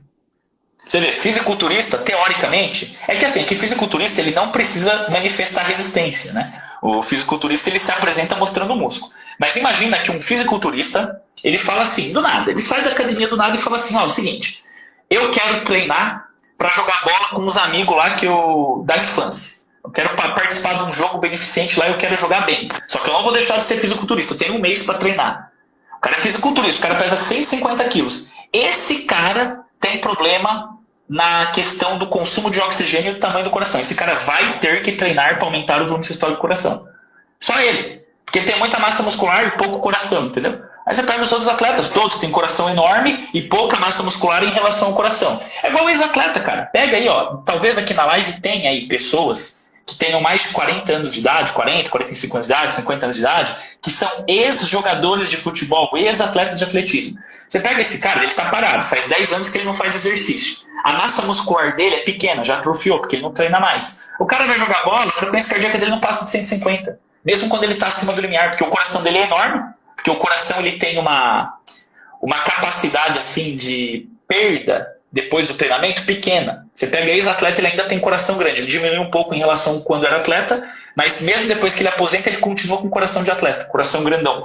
Aí você pega um atleta um ex-atleta, ex-jogador de futebol, ex-atleta de atletismo, ex-ciclista, aí o cara fica 10 anos sem fazer nada, só fica cerveja, churrasco todo fim de semana, sentado na cadeira vendo TV, ou às vezes vira treinador, fica dando ordem ali pros outros, aquela barriguinha e tal. Aí o cara vai fazer um exercício. Ele quase morre no exercício, tanto que tá tudo ácido os músculos dele, porque é tudo fibra glicolítica, porque ele nunca estimulou a mitocôndria. E o coração dele não passa de 150 BPM. Por quê? Massa muscular pequena e coração gigante.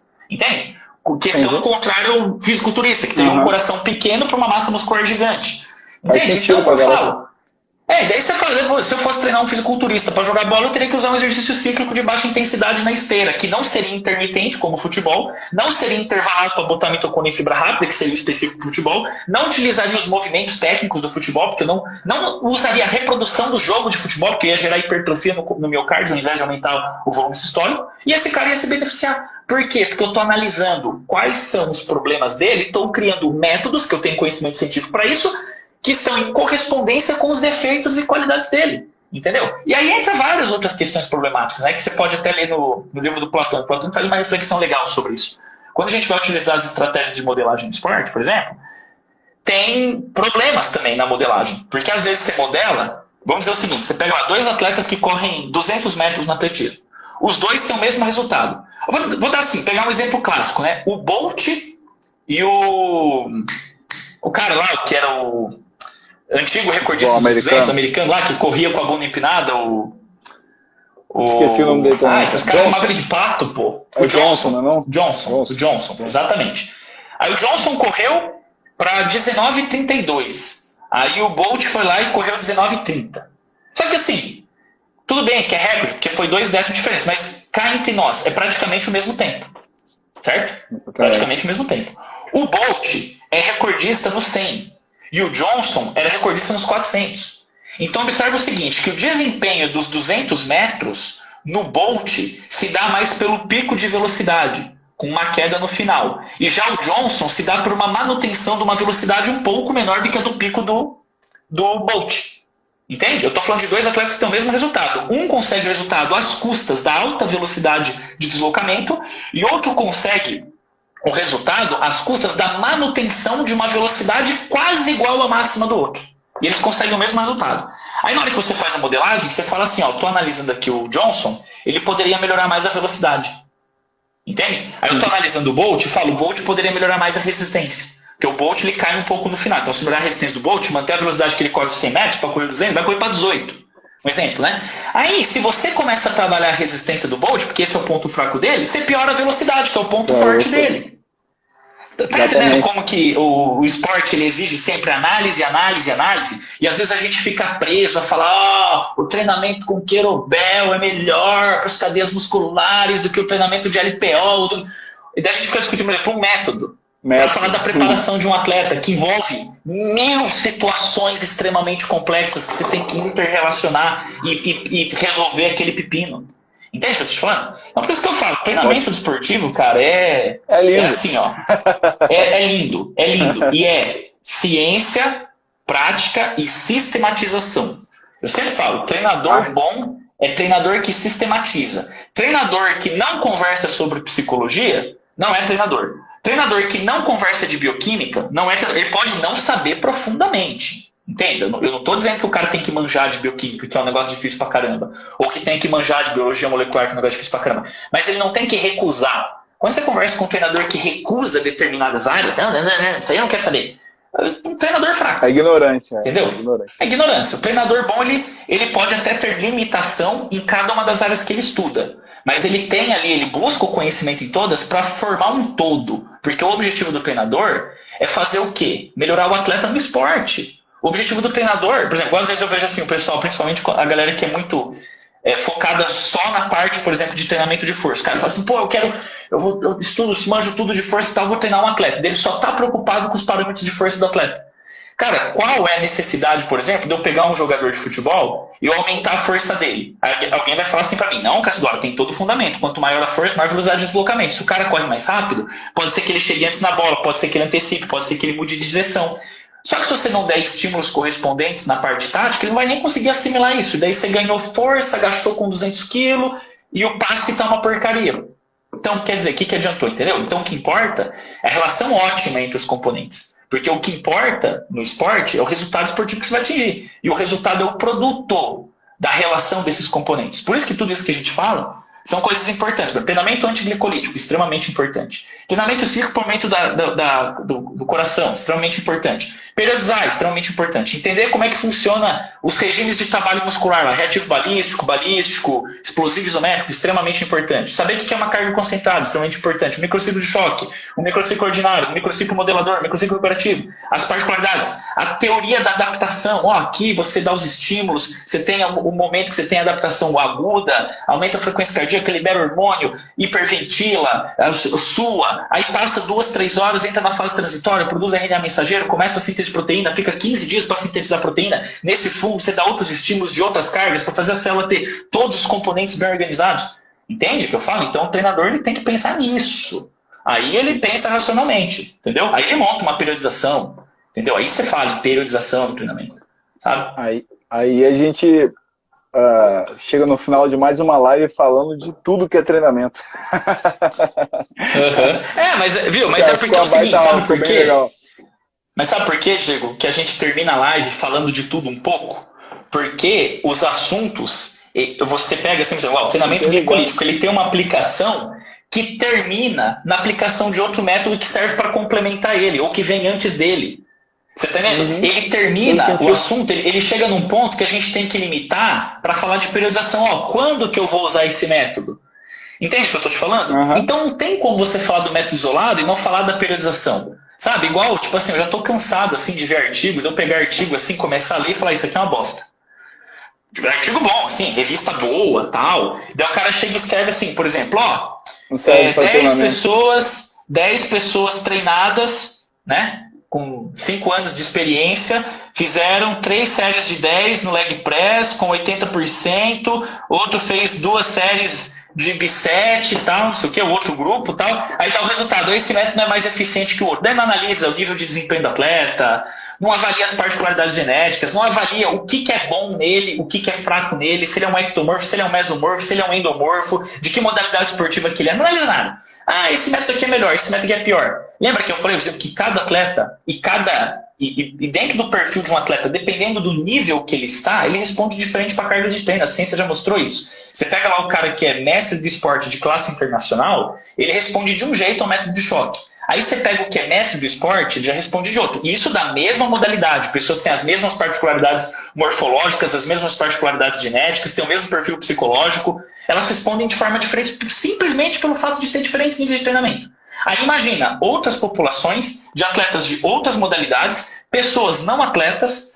Entende o que eu te falo? Aí você fala, esse artigo ele não vale nada. Por quê? Porque ele dá muita informação, dá muito dado.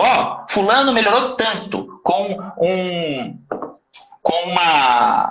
um desvio padrão de tanto, a mediana deu tanto, não sei o que, aí o R deu tanto lá de Pearson, daí o P é menor que 0,05, daí trabalha toda aquela estatística tal e não tem nenhum conhecimento envolvido. Porque, veja bem, tem diferença de informação e conhecimento. Informação, por exemplo, eu escrever um artigo, sei falar o resultado do artigo. Conhecimento é eu pegar os resultados do artigo, conciliar com a teoria e formar na minha cabeça ideias de como que eu posso usar esses dados, como que eu posso construir o treinamento. Entende? Então o treinador tem que ter conhecimento. Tem que ter conhecimento e sistematização. Conhecimento e sistematização. Aí as coisas acontecem. Show de bola, Cassidório. Acho que tá bom, né, cara? Acho que a gente cumpriu aí o prometido, né? Tu conseguiu beber só 2 goles d'água. A galera tá te sacaneando aqui, falando aqui que você fala tanto que você nem consegue responder as perguntas. Sacanagem. Porque a gente tem que fazer uma live só para perguntas, cara. Perguntas não dá, quando a gente tá discorrendo muito bem pelo assunto, vira uma aula. Depois manda inbox aí as perguntas pra gente, que a gente dá um jeito de responder aí. Se você quiser mandar um inbox pra mim, eu encaminho as perguntas lá pro Cassidori. E aí, se você não é amigo do Cassidori aí, não segue o Cassidori, entra aí no Instagram dele e já passa a seguir ele a partir de agora. Porque essas lives também servem para isso, né? Pra gente aproximar a galera de todo o Brasil. Faz o seguinte aí, galera que tá aí com a gente aí, agora tá 29 pessoas, mas a gente já teve um pico aí de mais de 40 pessoas. A gente vai fazer vou desativar aqui os comentários, pra gente poder fazer um print. Bora fazer um print? Peraí que eu tô com a boca ressecada. Peraí. Mais a água da bica, torneira, vamos lá. Água torneira. Galera que tá ouvindo a gente aí, tira um print. 3, 2, 1.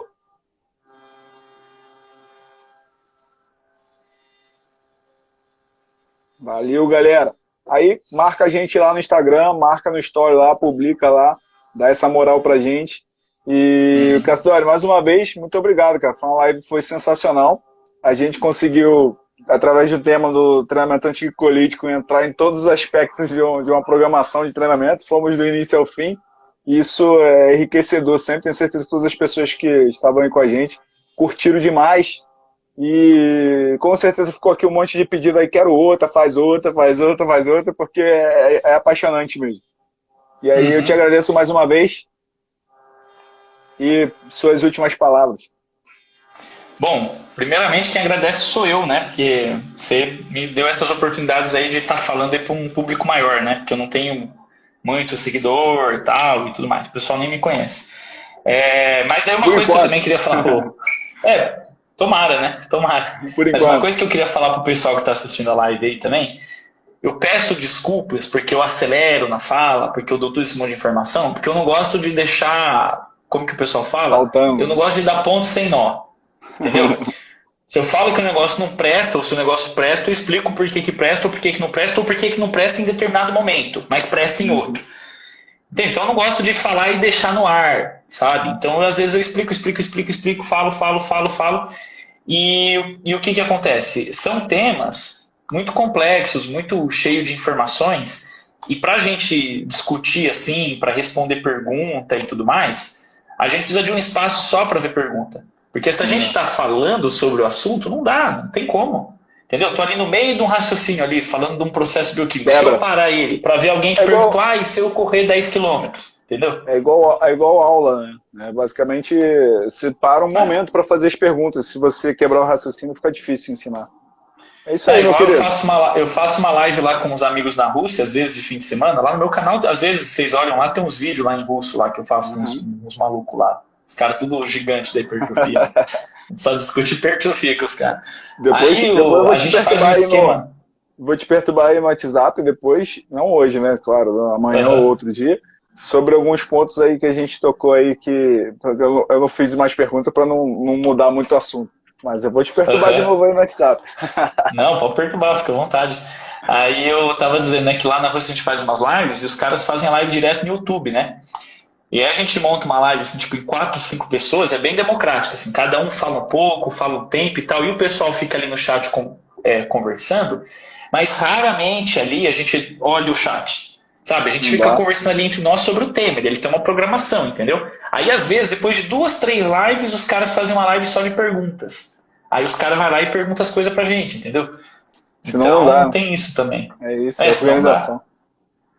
Querido, mais uma vez, aquele abraço. Fique com Deus, bom descanso aí pra você. Até uma próxima. Igualmente. Tamo junto. Até a próxima. Valeu. Tchau. Salve, hein? Salva. Com certeza. Mais aula pro YouTube pra gente.